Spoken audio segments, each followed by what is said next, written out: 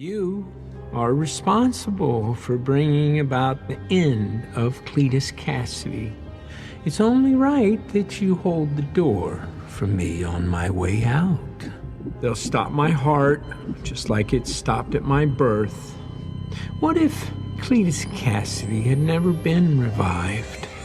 He would never have pushed Grandma down a flight of stairs. Bye-bye, Grandma, you puckered old sphincter. He would never have thrown a hairdryer in the mother's bathtub. Yes, Mama, I'm a bad, bad boy. He would never have been beaten to the brink of death by Daddy-O and sent to St. Estes Home for Unwanted Children.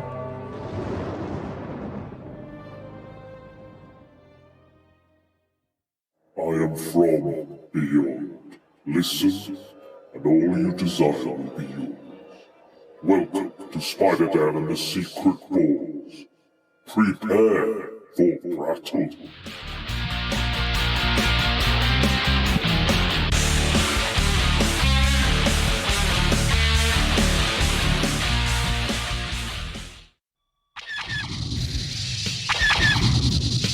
Choose a side in the Clone Wars.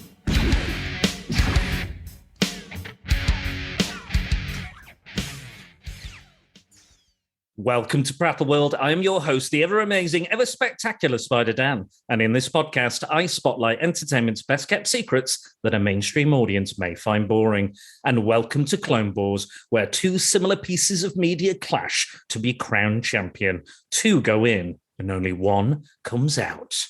Well, we are finally here. We are finally going to let there be carnage tonight, as we have, for the very first time, a seasoned podcaster, a man of the most genuine of chit-chats.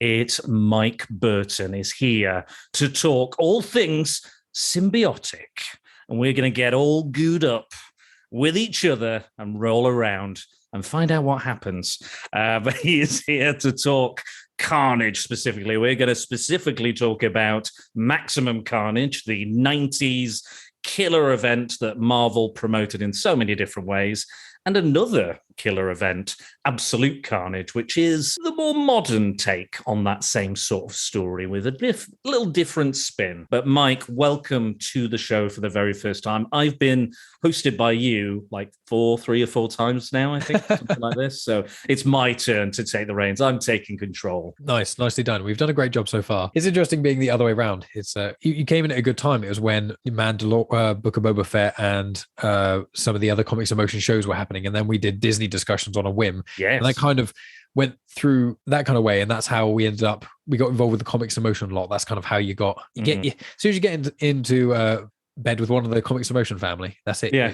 In bed with all of them, making podcast babies everywhere. Podcast incestuous, shows. Very symbiotic relationship. Yes, I could say. Indeed. I love those guys. They're great, and anybody that's even remotely related to that whole community, I'll call it, I think is amazing, and they provide some amazing content. So much great content. I was telling Mike before, I struggled to keep up with it. But yes, we are here to talk. I mean, we've talked Star Wars, we've talked Disney, and I guess, we've talked aliens, really, and we've talked Disney, and these kind of worlds do kind of commingle a little bit. So first off, I want to just ask, why Carnage? Of all the characters and of all the different iterations, why did you want to talk about Carnage the most? Well, Spider-Man is my favorite superhero. I'm a basic bitch, him and Wolverine, but I grew up with the movies, so that's one of the reasons. And I got into the video games of both of them when I was younger. I used to be a massive gamer. Now I've invested a lot more time podcasting, and I can occasionally play games. Whenever a new Spider-Man game comes out, I'm in, like the Miles Morales and the other PS4 one are just insanely good. And when the Wolverine game comes out as well, I'm going to be playing that too. So it's like Spider-Man's always been a big thing for me. And then Ultimate Spider-Man came out where you can play as Venom as well. And I remember in the PS1 or PS2 game that was legendary, where you swing from rooftop to rooftop and there's like smoke mist things at the bottom, so you can't land. You can't go in the streets. It was a very clever way to get around, being able to really web swing and stuff. And in that one, I think there's a cutscene where Venom and Daredevil are swinging next to you. And that was the first time I was like, oh, more superheroes. Because I didn't, at that point, I hadn't really consumed much superhero content. I was very young at this point. And then after that, I was like, oh, Venom's very cool. And Ultimate Spider-Man, he's very cool. And I saw some of the cartoons and some of the other content around it. And then obviously the Sam Raimi trilogy came out. And I was like, oh, Venom's not as cool in this film as I remember him being from the other stuff. So I explore a little bit more, and mainly through games and other such like. And then, recently, where I've kind of had my comic renaissance, when I got back into reading comics, because when I was younger, I read a few like Beano and Dandy and a few other bits and pieces, but mainly most of my comic book knowledge comes from Top Trumps, as well as Spider-Man's always one of the top trumps, and then the video games mainly, and then a few other animated stuff, etc. And so when I had my renaissance and I got into the Star Wars comics and things after a mate bought me a comic, and then I just collected all those. It was Dr. Aphra bought me a cool variant. I went from there, and then with the guys in Comics in Motion, lots of people recommended me stuff. I eventually got Marvel Unlimited, blah. And then I was like, I'm very intrigued by symbiotes. And I looked at Venom and I was like, Venom's got a lot of content out there and I don't necessarily know where to start. So I was like, and Dave mentioned to me about Absolute Carnage. And someone else, I think Max may have mentioned to me Maximum Carnage. And I was like, okay, these two events that are big comic events. And a few years ago, I was like, I'm going to embark on the Absolute Carnage thing. I'm going to consume relatively every single Carnage comic on Marvel Unlimited, all the way up to up to Absolute Carnage. And they've got this thing, Road to Absolute Carnage, which is quite cool. But you can also search by the character and just go in alphabet date order or when they were released. So I just went through relatively all of them. There was one or two I missed, but all the Carnage main series I read. And I just found I really like comics, but I find the older ones, although they're very intriguing, they're not for me. Not because of my demographic or anything like that. I just don't enjoy them that much. I know that Matthew B. Lloyd of Comics Motion loves classic comics, 40s, 50s, 60s, 70s comics. And I've read them and they're good. But when I read the comics that are 90s, that's like my era where things start to get really, gritty and dark and everyone's want to be so foreboding. And Batman really came out swinging and you've got all these parts and then you get Carnage. And it's just like this, Spider-Man does have its darker moments, definitely. But when you get someone who's a serial killer mixed with, you get the terror of Venom, who I think is an incredible character. And he is my favorite. Spider-Man's my favorite character, but Venom is also up there. I love Venom, but I guess a lot like Spider-Man. He's got a lot of up and downs in lots of things, even if it's Eddie Brock or if it's, don't tell me his name. I was literally writing it down and thinking about it, how much Flash Thompson, Venom. Flash Thompson. I love Flash's. Agent Venom, I think, as his title was called. I love it. That was one of my favorite runs, actually, of a Venom comic. I thought that was, and again, the stuff I was reading leading up to this, a lot of the Donny Cates Venom stuff. There's quite a few little nice nods to him, and what I really liked as well. I was worried a bit that when new creators come on and they're like, they go, I'm going to do a new thing with this character. Yes. Everything else doesn't matter. Everything else that came before is shit. Forget it. Alan Moore. Yeah, it's like, oh, I'm gonna remake everything. That didn't happen. This didn't exist. Retcon. And I was a little bit worried coming into this story and the Donny Cates thing with all the stuff they introduced, like Null and everything, the God of the Symbiotes. There's a lot of, obviously, 30, 40 years of continuity with Venom itself, with Venom. And that's how I kind of got into Spider-Man as well, because you see Venom on the cover and you go, what is that? Oh my God, that's amazing. And like the first few I got was like, I think it was called Venom Returns, a graphic novel, and it was Spider-Man versus Venom, and it was all those early stories. And I fucking ate that shit up. I loved it. So I'm very much a 90s kid. So everything, and it was very, extreme in the 90s, which I'm sure we'll talk about. But I was a little worried that this one would just be like carte blanche and just be like, forget everything that's come before. But actually, Donny Cates has a way of restructuring it, reinterpreting it, and retconning it in a genuine way where it actually kind of everything that has come before, even the space agent stuff and the space knight stuff, all kind of ties in quite nicely. So I really did appreciate that. Obviously, we'll get into whether, which one is better, because we will do this. But yes, I totally agree. I think there is certainly something unique about Venom and Carnage. It's quite interesting that you like Carnage so much, because I see you as quite a together guy, quite organized, quite, methodical. And Carnage is like the exact opposite of that. It's like anarchy, chaos, carnage, bodies, blood, pieces of people all over the show, So it's I found it quite interesting that it's almost like you're like maybe your dark side or my antithesis. Really, it's the opposite of me. Like it's one of those things. I like Carnage a lot because also it's much easier to read all of Carnage than it is to read all of Venom, for example. So what I did when I was getting into symbiote stuff a lot more, and I absolutely adore the symbiotes. I think it's one of the best ideas in comics. I think it's such a clever idea, and you can do so much with it. I don't think they've done enough with it, being honest with you, but they did do quite a few interesting things in Venomized and Venomverse, where they got the symbiotes to interact with like everyone, which links into Absolute Carnage. But Venom was my starting point, background information, but Carnage kept popping up in places. And obviously in one of the Spider-Man games as well, I think that same PS1 one, the Carnage symbiote mixes with Doc Ock and chases you down a hallway, and it is horror. And Carnage represents the horror in Spider-Man. There's a few other characters that do as well, but Carnage is true horror. He is actually a serial killer. He's the stuff of nightmares. And as the years go on from especially Maximum Carnage, it just gets ramped up and up and up. And it doesn't always land in all the smaller series, but there are moments that work well. And I think in Absolute Carnage and in Maximum Carnage, for different reasons, it works very well for that character. But he's just, and I want to clarify, when I was going through Carnage, I went off on little things and I was like, oh, Flash is Venom. It's very interesting. Let's just go off on and this is why it's taken me years, because I've just been like, as well as all my Star Wars comics I read and everything else I do in my life, I'm like every couple of nights a week, I'm like, let's read comics for an hour or so. Oh, well, Venom just appeared in this comic and he's talking about anti-Venom. What's anti-Venom? And then I go on the internet and I look and I go, oh, there's a whole comic run. It's the evil version of Aunt May is anti-Venom. But you know what I mean? Like, that's how comics are clever. They get you in crossovers. And that's what happened with me. So it took me ages to read all of. That's when you do it right, though, when they see that, like, oh, this, I've always been reading the X-Men, but I've never noticed this character Cable. He's got a big gun. He must be interesting. He's got a metal arm. That's fucking cool. And a glowing eye. Again, that's my 90s kid brain. That is instantly cool to me. So then you go and read it. But yeah, that's how you do it. Like you sometimes you watch these shows and you're like, oh, they're just like ham fisting you, just like the fucking just this character and this and that and this and this, and it just doesn't feel as natural. But the comics used to do it in such a subtle way, and they'd be like, check out this comic here, issue 45 of Batman. I love that. I love what they do. They almost never do it in Star Wars, but they've done it once or twice. I was like, oh, it's the Marvel thing.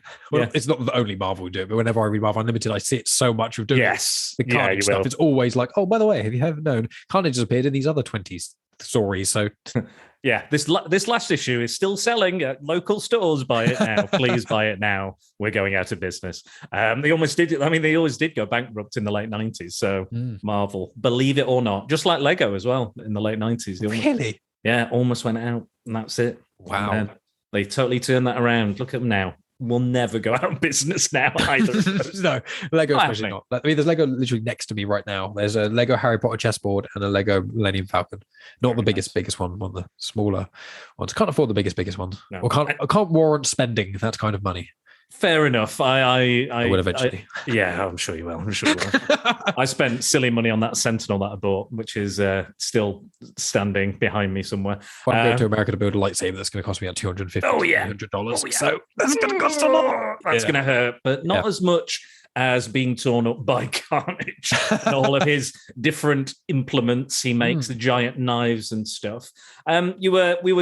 You asked me to watch Venom Let There Be Carnage again as well for the particular research for this. Now, I'm not a massive fan of that film. I did like the first Venom film because I went in with zero expectations. I was like, from what I've heard, this is going to be pretty bad. But actually, I came out and I really quite enjoyed it. I think the relationship between Venom and Tom Hardy is the best thing in those films. Yes. Like, hands down. That's him talking to himself. I could watch that for 2 hours just straight, that. And it's entertaining, it's fun, and the back and forth. It's one of the better comedy duos, I think. I love both the Venom movies. Yeah, and that's good. I disagree. That's fine. We'll get to it. We'll get into it. But that first one, I remember when it came out, everyone was like, a thing that annoyed me was like, everyone was like, "Oh, I expected it to be darker and more violent, and a lot of blood coming out and arms being pulled off and stuff." And I went, if you read those early 90s comics, that never happened. They were like, "It's so goofy." I was like, Venom is swinging through New York singing Strangers in the Night.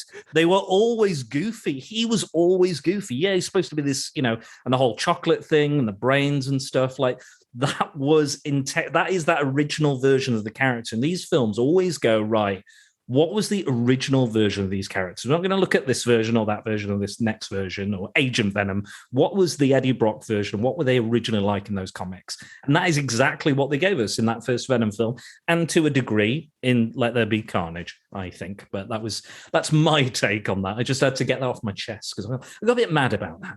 No, it's fine. It's, I do think Let There Be Carnage. I'd probably say I enjoy it more, but I think it's worse than the first one, if you know what I mean. I think as a film, it's kind of almost like I do this. I've done it on Patreon a few times where when me and Megan rate films, I used to do it a lot more in the early ones, but I'd be like, okay, Star Wars, Episode 3. What do I rate it personally? 9 out of 10. What is it critically? Probably a 7.5 or an 8. Being honest with myself. Yeah. Attack of the Clones. I enjoy it. 8.5 out of 10. What is it? Probably a 6.5 or a 7. Even though I love certain bits, it's like that with Venom. I'm like, Venom, good, fun film. And then Let There Be Carnage, they leaned in on certain elements. And certain elements worked when they leaned into it, and certain elements didn't. And it's just like, you've gone for a goofier Venom and a darker Carnage, and you're not going to flush them out, and you're going to kind of rush through it all. And it's like, you've got a lot of the backstory and a lot of other information correct. You clearly know the characters, but you're like, we need to introduce this character when we've only established this other character in one movie. We need to establish his antithesis in a movie, get him in it, and get rid of him immediately. And it's like, that's quite a pre-MCU era thing to do, I think. Well, I know in the early MCU movies they do it with certain characters, but I think... You mean Sony movies? Yes, true. But it's like I don't like it when they're like, here's a villain and he's dead now. Unless if he's a throwaway and that's not the point of the story, that's fine. Sure. But the Carnage part, especially when they introduce Shriek and all these other things, you're like, they really wanted Carnage. They almost weren't ready for it. They didn't have enough interest in it. And they were like, they didn't... I think they cut a lot out of this film because it was an hour and a half, which I thought was surprisingly short. Yeah. And I've heard there's a lot of stuff that ended up on the cutting room floor. Like, apparently Eddie Brock was at St. Esther's, or he knew Carnage personally, knew Cletus Cassidy personally, or they had some sort of connection. They never obviously fleshed that out. There's a lot of it's very rushed. It feels very rushed. Yes. Again, the stuff in it I like. I like all the hentai stuff with Carnage putting his tongue down that guy's throat. It's brutal. Yeah, that's actually like the first time because I skimmed through Venom Lethal Protector, which I think is his first solo series, isn't it? Outside, yes, first sort of appearance outside the Spider-Man comics when he's got his own thing. And as you say, it's really goofy. Like, he saves someone, he eats them. He doesn't bite their head off or do anything crazy. He puts his tentacles and they kind of go in his throat, and the guy gurgles a bit and then collapses to the floor, and then he swings away singing to himself and it's like thinking, we've done such a good job here. I'm a hero. Yeah, and he's like, don't worry, woman, we've saved you. Here's your person. She's like, oh my god, this thing has just jumped in front of me with these giant teeth and drooling, and he's like, yeah, good job, bye. It is that silliness that I like, but Carnage, it was a bit. I just think it's too rushed. I feel like Carnage, you need almost a lot more to him. He's not a one and done villain. That's the problem. He's got too much. He needs to have an impact in the story. He really needs to kill someone. That's normally what happens. He needs to actually kill someone that's maybe known to the. I also think the characterization was a bit off. I do like the love story with Shriek. I like that idea, and I like Shriek as a character. I really do. I think when I did my underrated Spider-Man villains, I put Shriek in my top 5. Yeah, she's great. And my main issue with his characterization is I think as much as I love Woody Harrelson, I think he's too old. Yeah, agree. I think he's far too old. He needs to be like thin, muscular, lithe. Like this kind of caged animal. He needs to be that guy who plays Cal Kestis in Jedi Fallen Order, who's also in Gotham and plays the young character who then becomes the Joker. Have you considered either of those pieces of content? Yes, yeah. I know. Yeah, I played Fallen Order. I can't remember his name. Is it Monaghan? I should know this because they've announced Jedi Fallen Order 2 and he's in it. Yeah, and his Cal Kestis, the guy, the Joker guy. He played Joker in Gotham, and he did a really, really good job of it. And I'm like, he would be perfect for a young Cletus Cassidy. Maybe he's busy doing something else. Maybe he's doing something else in the MCU. He's got the red hair. He's young enough. He's He does physically that cold. You have to be cold, and like Cletus is like his the way he acts is kind of like he's casual, but he's very aggressive all the time. He's so casual and blasé about killing and things, but he's trying to also shock people. He's trying to pretend he doesn't really care. Yeah. He's always trying to be like murder and killing and everything. And I'm way worse than anyone you've ever imagined. I've seen demons. I'm from hell and all these other things. But he's doing it in a way that's so blasé, like he doesn't even care when that's all he is. And I just think they come across with that enough. And how whenever they were fighting as well in both these comic runs, I found is that Carnage is basically unstoppable. He's so hard to kill and get rid of. Maximum Carnage, most of it is Spider-Man gets kicked in the ribs unbelievably hard and can't even fight for the 14 issues he's in. That's the thing. He's like immediately, and that's what even Carnage hurts him in that way. It's the doppelganger thing. So you're like, he gets immediately put down, and he's like the whole time he's like, I can't fight Carnage one-on-one. Even with Venom, we can barely fight him, and then absolutely it reins it up again. But in this, it was like Venom beat him. How? With the help of his ex-wife's fiance, with a bit of gasoline, a bit of fire, and the fact that neither of them can ever fucking die. They're on the roof just stabbing each other for about 10 minutes, and you're like, it makes me feel like Man of Steel. When you've just got Zod and Superman just punching each other through buildings. And you're like, how neither of you are showing any wounds, nothing's happening. You're just breaking CGI things around you for like 10 minutes. And it's like, if I'm going to watch someone get beaten by a pulp, I want to watch them. Watch Bug's Life the other day. Watch Flick. He gets punched a few times in the face by that crazy grasshopper. He gets some bruising on his eyes and mouth. That made me like, oh God, he's really hurt. In the Venom fight, I was like, he's just infinitely being stabbed. There's no... Well, they kind of write themselves out that by going, oh, anything you break, I break, you fix. My leg and my nose and all this and that. I guess that's kind of how they do it. But like, what is the limit to that? How far? Yeah, because I thought you have to consume things. I thought the idea is like every time you get stabbed, the symbiote has to form cells to repair what you've been wounded. So you need to eat, because you're consuming those cells that run the symbiote, basically, or the symbiote just eats you, essentially. That's the idea. Yeah. In that they're like, let's just stab you 1,000 times, even though you've not eaten. You've literally established in this film you're only letting him eat chicken brains. Yeah. That one time at the start of the film, and I think that's it until the finale, and then you're just like, what? You're meant to be weaker. I thought the whole point is Carnage is way stronger than Venom, and also Venom at this point is weakened by food. And it's like, oh no, just stabby, stabby, stab, stab. There's no consequence. We'll just whoever figures out how to kill the other one. I tell you what I did like about that finale. I like that it was in a church and it was like a wedding and visually stuff. I loved all that.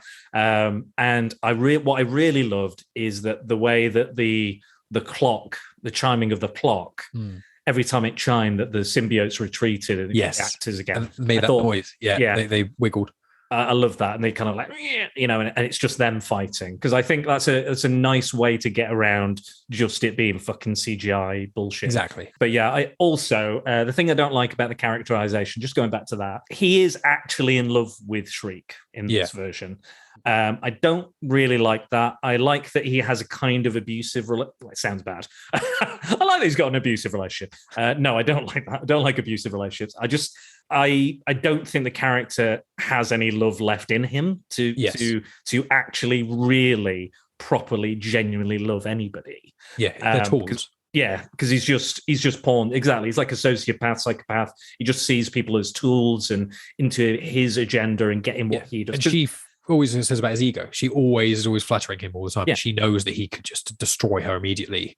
And that's what makes the relationship interesting. And I was thinking in this, I think in the film, the problem is that they have the characters very separate. That's what the Venomverse or the Sony Spider-Verse is doing. It's being like the symbiote and the person are separate, even when they're together and they're being they're separate. And in the comics, they didn't start doing that till very recently. I think probably in reaction to the film a bit, because it was always like the symbiote and you become one.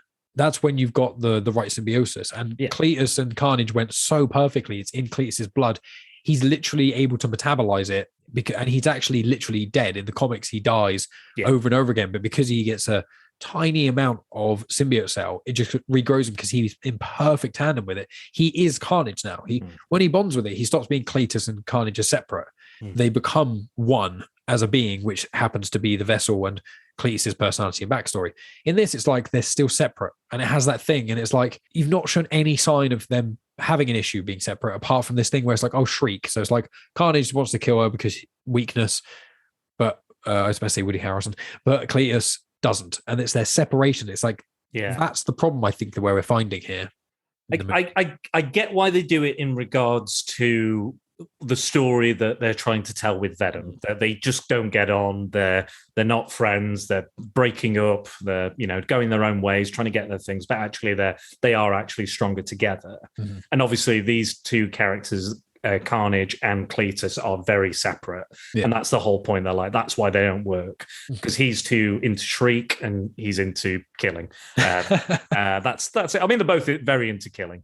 But yeah, that's you put it exactly. You hit the nail on the head. What I was going to say, it was like in the comics, the character is the perfect symbiosis. Mm-hmm. Venom refers to himself or themselves as we, and Carnage just says I, because it's just one being at this point, because that's what the symbiote brings out in people, and that's who Cletus Cassidy is, and that was one of my other main issues with it. But yeah, I don't hate it, but I don't love it. I don't think I'll probably go back to it again, really, unless somebody was like, let's do a marathon of this, or someone asked me to talk about it for a podcast. I don't think I would probably go back to it. But yeah. I was going to say the last thing, because then we'll get off the movie and talk about the actual comics. Sure. But I'd say, I think what the main thing is, I'm not one to say, it's like this in the comics, so it shouldn't be like this in the movie. I think the problem is it's just when you downplay, like they kind of did with Galactus in Fantastic Four too. It's like, if you're going to have a villain of that power and that magnitude, you have to have a huge amount of something to beat it. And with Carnage, it was like, it's just Venom being smart. And it's like, but in all the comics and everything, he's not even like he's more powerful than Venom. He will literally destroy Venom and over again. And Venom has to team up with for the most part to begin with, his worst enemy, Spider-Man, just to even be able to fight Cletus with any hope. And in all the comic forms, it's like he's just unstoppable. That's the problem. They keep locking him up and he keeps getting out. And when he gets out, it's just so hard to get him back. That's the problem with Carnage. And that's one of the reasons I think he's such a cool villain. But in this, they're like, let's bring him in and then kill him immediately. And you're like, but what they should have done is had him in the third film, had Tom Holland Spider-Man or Andrew Garfield Spider-Man, really, is now probably what's going to hopefully be maybe Amazing Spider-Man 3, Venom 3, don't know. Have Andrew Garfield Spider-Man would be cool, come into Venom 3, and they both have to fight Carnage. And it establishes maybe at the end of Venom 2 that there was like maybe a post-credit scene or anything. Yeah. Something like that. They just, or get the symbiote to go, I suppose the first film was with someone else. But it's just like, if you're just going to keep doing symbiote stuff, I guess you kind of have to. I don't know. I mean, I don't know I want. I like them both. I mean, a lot of the characters from Maximum Carnage, I actually think would make decent Venom villains. But yes, I just, they just seem to not want to do that. Tony wants to turn all their bloody villains into heroes for some reason. But I don't want to do team ups because if they had everything. Yeah, exactly. Like thinking like Carrion with his his decaying touch and things on Venom, that would be really fucking painful because it's all on his skin and stuff, and you could still get away. Like it goes up and then Brock has to fight him or something. There's something there. Demo Goblin, that would be a very kind of left turn, but it would be interesting. And even Shriek, for example, just on her own would have been interesting because that would have been again a real challenge. The end of that with Shriek, you then introduce Carnage at the end, and then the third film, then the reveal is Spider-Man or someone has to come help Venom. Also, another thing I didn't like. So I want to ask you about all the other symbiotes. So obviously we know Venom and we know Carnage are the kind of the two top dogs. But do you like any of the other kind of symbiote characters like Scream or? I like Scream. Toxin's all right. I've not read a huge amount of Toxin, but I know Toxin's meant to be even more powerful than the other ones because they're like, I've got some notes of trivia for fans like me, whereas like Venom is the 998th in the lineage from the first symbiote, and then Carnage is his spawn, so he's the 999th, and therefore Toxin is the 1000th. So he's in theory the most powerful, but whenever he's introduced, he doesn't really seem to be that much. So Toxin was okay. Scream I really like. I liked Scream when she was first introduced in Separation Anxiety, I think the first one was. But then when she, in Absolute Carnage, when the character who... Mania, I can't remember what her name was. And I want to say Andy Benton. I'm going to say... I think you're right, I think that's... Andy with an I, yeah. So I like her character. I like it when you've got... Because we've got Carnage, perfect symbiosis, he's just killing everything all the time. You've got Brock, who's the broken man, he doesn't really want Venom, but kind of needs him, that sort of thing. You need to to have a character interesting, you need to have the different sort of dynamic between them.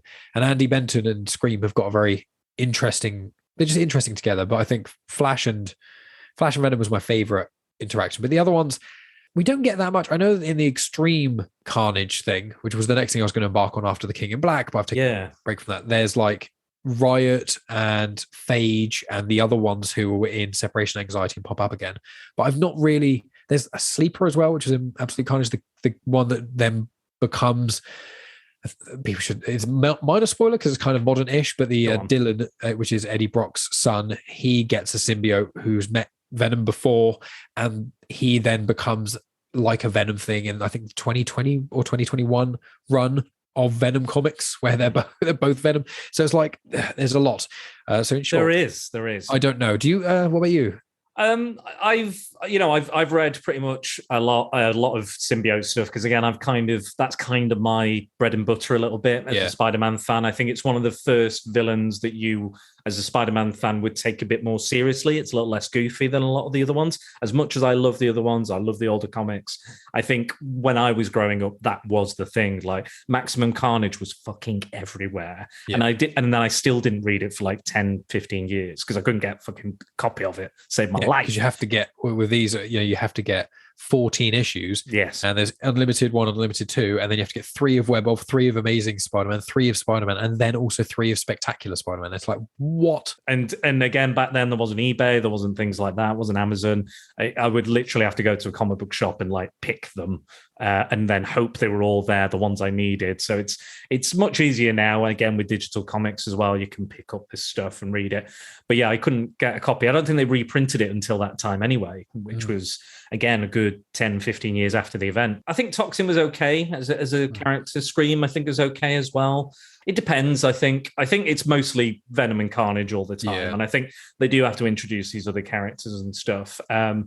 I think there's something to be said about symbiotes. Like I always complain about overexposure of characters. Yeah. Because I just think you need to just let them lie for a little bit. Like you just need to just not have them just constantly there. Like we've only just got Obi-Wan back after God knows how many years. And it's been, for the most part, good. I know you've done yours and you've done your podcast. And I've done my YouTube with the Attention Seeking Geek, and we're getting back together for Andor. Don't worry. But there's a lot to be said for just constantly like spamming you with stuff. Like Batman and Joker for me are like just like constantly just being thrown in my face. I'm just like, fuck. I just want something. Yeah, it doesn't have those things in just for a little bit. I love Batman. I love Joker. I love Carnage. I love Venom. I do think Marvel has gone a little too hardcore a little bit with the symbiote stuff. And I think that's one of Dennis's criticisms as well. But, I still don't hate it. I still don't. It's not the worst thing I've ever read. And neither of these events are the worst events I've ever read. They're not the greatest events I've ever read, but they're enjoyable. They're fun. There's some cheesy stuff in them, but I like them. But yeah, there's something to be said for sometimes just cooling your heels on a character. And I think maybe after the King in Black, maybe they should pull back a little bit on the old symbiotes a little bit, because there's been, I guess that's kind of the finale of this kind of saga and this story, because that's what comes after, isn't it? Well, yeah, it's one of those things where I wanted to do Road to Absolute Carnage, and I was like, this is going to be a big, hopefully finale sort of event, and they're going to air quotes kill Carnage, and then he won't appear for years. But they didn't do that. What they did was they did the King in Black, which I haven't read, because after doing all the Road to Absolute Carnage and all that sort of stuff, I was like, I need to have a break from reading all the symbiote stuff, because fair enough. Carnage, although he's a very interesting character, you can only really use him once, maybe twice, properly. Yeah. In comics, you've got a lot more space to do weird and wonderful things, but really you have to have some other character. You can't when you just have Carnage by himself, it doesn't really work. And so you have to have him bouncing off other characters. But the problem is he will kill everyone all the time. So you've only got a finite amount of stories you can actually do, Carnage interacting with others. So it's him, and a finite amount of victims as well, or people you can kill or maim or injure, because he is a serial killer. He's gonna turn something into a knife and stab you. That's a certainty. Exactly. If you spend enough time around him, that's what's going to happen. That is the end game. Yeah. And I think you're right. It's the same with any arch villain. I think Green Goblin, Red Skull, if you have them in every issue, it's not interesting. There's no build-up. It's not like, oh, he's back. It's the same with the Joker events, just constantly There's a Joker. There was a Joker War not so long ago, and there's a Joker this and a Joker that, and I'm like, what else can you tell me about the Joker that's not already been said a million times over? And in a way, Carnage is, because the Joker always professes to be this, like, I'm chaotic, I'm anarchy, and all this. But actually, Carnage is actually a better representation of 100%. Anarchy, of Carnage, because Joker plots and plans everything. You look at The Dark Knight, everything he does in that is meticulously planned. Oh, yeah. It's brilliant. It's brilliant. Don't get me wrong. I enjoy it. I love it. But he's professing to be this chaotic, manic person. And I'm like, no, you've planned everything to the minutest detail.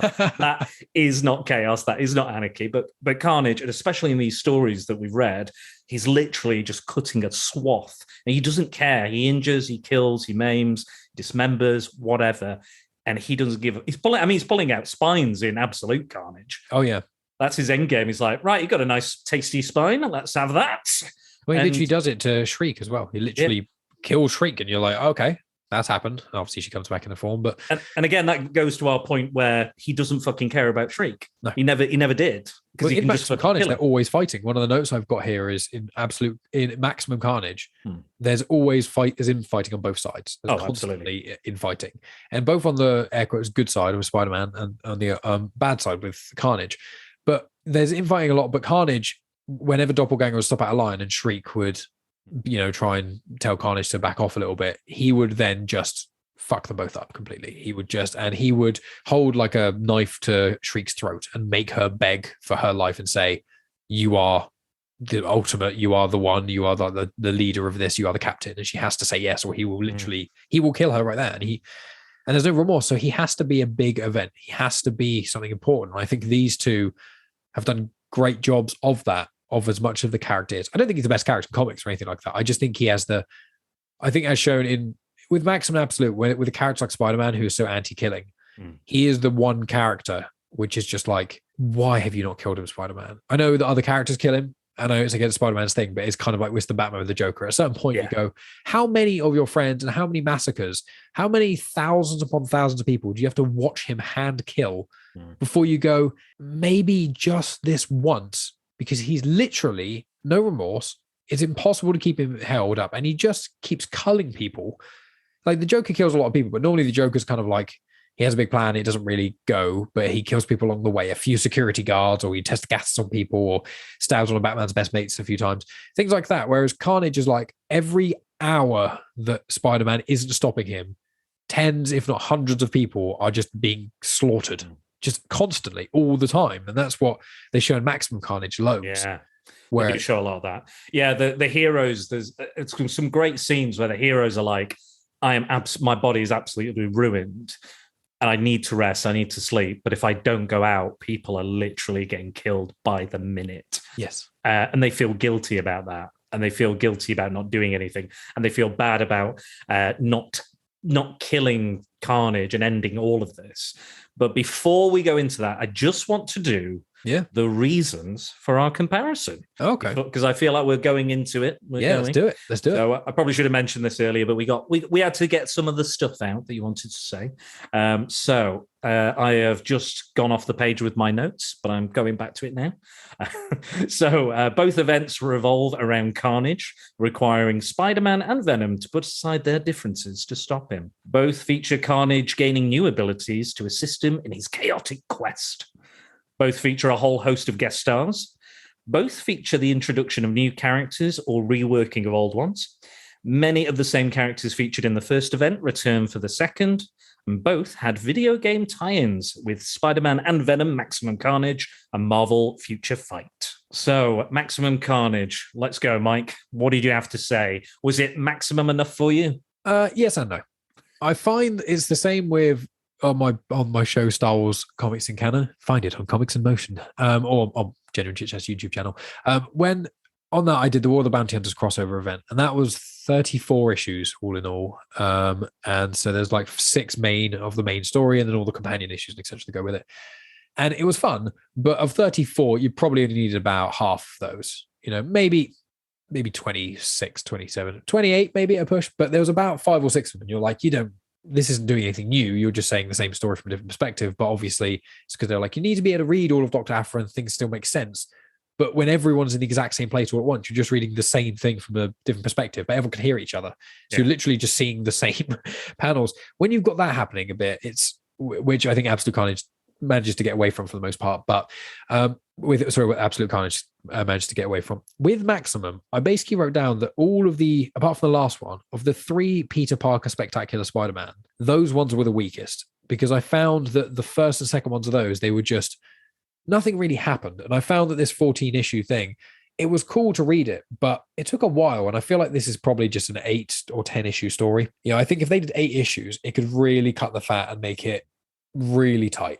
But I found that although this was a lot of fun, and I really do enjoy it, and it's definitely worth a read if people haven't read it. And I don't know how on earth anyone read it back in the 90s. Jesus Christ. I literally tried, before they did the reading list on Marvel Unlimited, it was hard enough trying to Google it to try and find out. And that's with the internet on my side.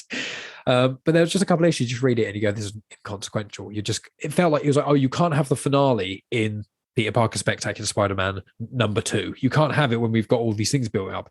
And so when it starts and it goes, Maximum Carnage event, 1 out of 14, it's like, as soon as you tell me there's 14 of them, I'm like, well, there's nothing interesting is going to happen. There's going to be 3 or 4 interesting at the start. There's going to be a lull, something major in the middle. It's going to be another lull, and then there's going to be something major at the end. You've got these areas, these pockets where you can't do anything extreme because it's too on the peripheral, if you know what I mean.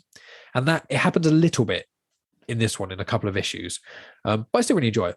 Yeah, I agree. There are a couple. I mean, it is a little I think both events actually are quite repetitive. Yes, I think for the most part, it is.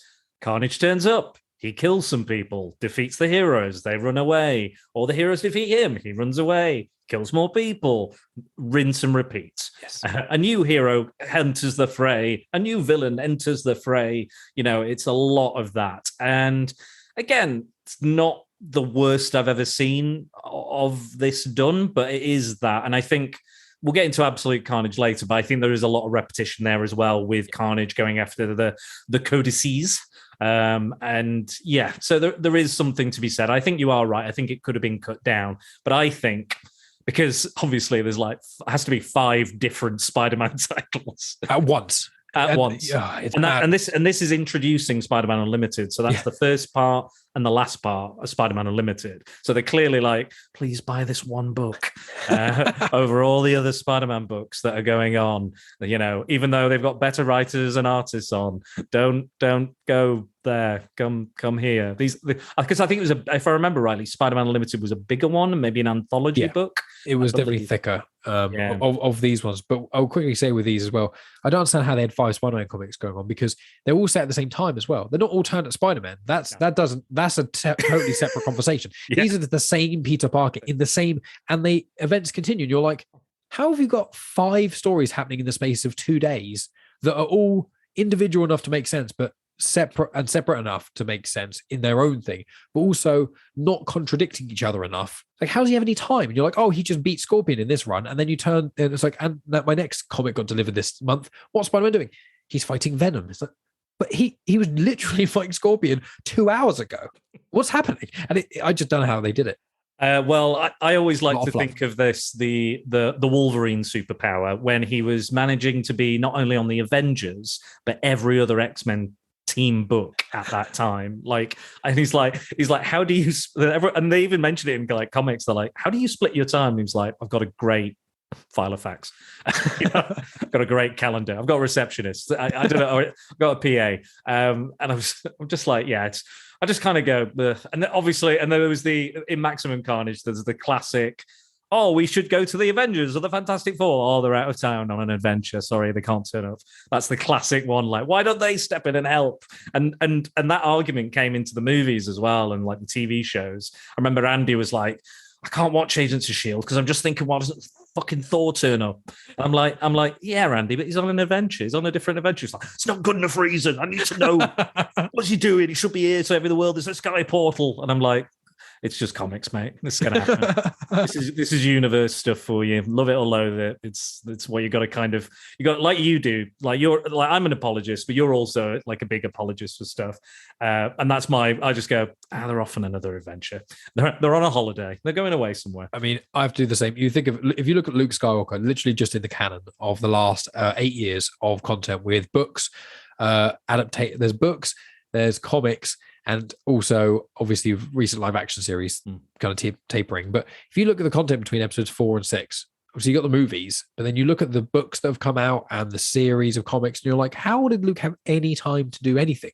I'm like, they're not going to be able to continue writing Luke stories in that time frame for the next, if they want to do Star Wars forever, in 10, 20 years, they literally will be unable to. I mean, now they're pretty scraping the barrel, but it's like, how much more can we make a Luke story grow in a short time without him growing too much so that the next story makes sense, and Empire Strikes Back, he's still kind of useless-ish.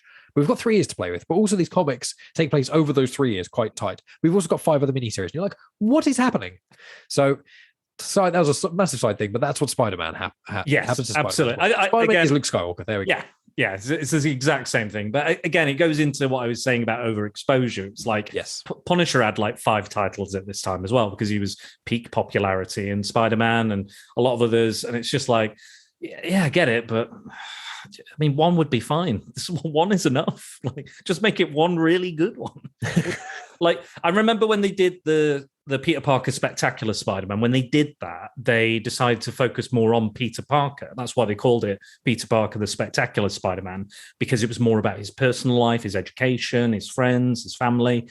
Yeah, there was still Spider-Man and stuff, but that wasn't the main focus or focal point of that series. So that makes sense. Like, if you're doing something slightly different, or there's a slightly different take, fair enough. Like Web of Spider-Man, I actually own that number 1, that issue, and it's got the symbiote suit and these on the church and the painted Charles Vess cover. I own that. I found it in like Blackpool for like 20 quid. I was like, having this. Put that in a way somewhere. I'm sure it's probably not worth that much, to be honest, but I love it that I've got that somewhere. It's in my mum's somewhere in the annals of comics that have all piled up in her garage. Hopefully they're being kept in good condition. Thanks, Mum. Please keep them in good condition. Don't throw them away. But like that's when Spider-Man has that battle with the symbiote as well. And this is another thing about that original Alien costume saga stuff that a lot of people misinterpret. When he had the suit on him, he didn't get aggressive or angry or violent. The suit took him out for like joy swings, and and he'd wake up in the morning. He's like, I'm knackered. Why am I knackered? It's because the suit's been going and doing superheroics and stuff. But there was never any of that thing. He did find out he was alive, and that's obviously when it got aggressive and was like, I'm bonding with you permanently. But before that, I didn't give any of that. It was only the animated series when they introduced Venom and Hank Azaria playing Venom. Sounds weird saying that, but he did. But he played Venom, and again and that's when they were like, right, we know Venom is coming, because at that point they didn't know they were going to do Venom. I think the idea was that the symbiote was going to go on like Doc Ock and all the villains and make them more powerful. And I'm not even going to get into the creation of Venom or who actually created Venom, because that's a fucking minefield anyway. But you look it up yourself. It's a big, long story. However, it was, the animated series that said, oh, Spider-Man gets aggressive and angry and it's bad for him and he has to get it off because he's hurting people. Again, that was the animated series. And that was my kind of gateway into Venom as well, because that's what I saw. And then I saw it on the comic. I was like, well, I've got to get the one with Venom on it because I love Venom. I even covered it for the podcast as well. We did a commentary on it. I love that character. So I'm definitely feeling the symbiote love tonight, especially from yourself. I think we're two of a pair, if you will, a little symbiosis going on. Anyway, back to Maximum Carnage. See, I'm going on my own tangents. So here we go. Good. That's how we do it. So the basic premise of Maximum Carnage is that Carnage is being transferred to a place, and they're going to test some anomaly in his blood. Somebody's like, oh, I've done this and I've moved into this maximum security or minimum security. And it's like, yeah, cool. I love people and killing. And then they're like, let me take some of your blood. And then out of the blood comes the symbiote. Or because they don't, in the comic, they don't say it's the actual original symbiote. They say that it's some sort of mutant duplicate or something. They say that Carnage died, but he's got like a cell of Carnage, so just created a new Carnage. You're like, but it's the exact same in every single way. Yes. Why did you say it then? Yeah, why don't you just say, oh, it was in his blood and it's always been in his blood, it never left, or it stayed in his blood after it was killed. Yeah. Or I don't know, something like that. Bizarre, but still. But like it's new, but it's the same, but different, but New. Anyway, event. And then he obviously escapes, meets Shriek, and then what do you think of? I was talking about those villains before as kind of good Venom villains. What do you think of the Carnage family, as they call it, all the different weird characters? Yeah, because I've got some of the characters written here. If I can go through them, so we've got Carnage, Shriek, Doppelganger, which is a very bizarre one, and then you've also got Carrion, and so you've got Demo Goblin, and then you've also got Carrion, and then that's. But the main ones is Shriek, Carnage, and when they adopt, in air quotes, Doppelganger. That's kind of the main ones. Then Demo Goblin and Carrion kind of come into it very briefly, and then just kind of Demo Goblin not as much. He's in for a few issues. Carrion's just like, hi, there's a guy who can suck the life force out of people. Can he? And he's gone. So okay, he's good. Yeah, it's again, that Carrion's backstory is quite a long story, and it kind of ties into the clone saga and stuff, which me and Dennis were going to do, but he didn't read it, so. Did. Yeah, right. He let me read the whole thing, and then he went, I haven't read it, but I read this other comic you gave me. Oh, cheers, Dennis, thanks.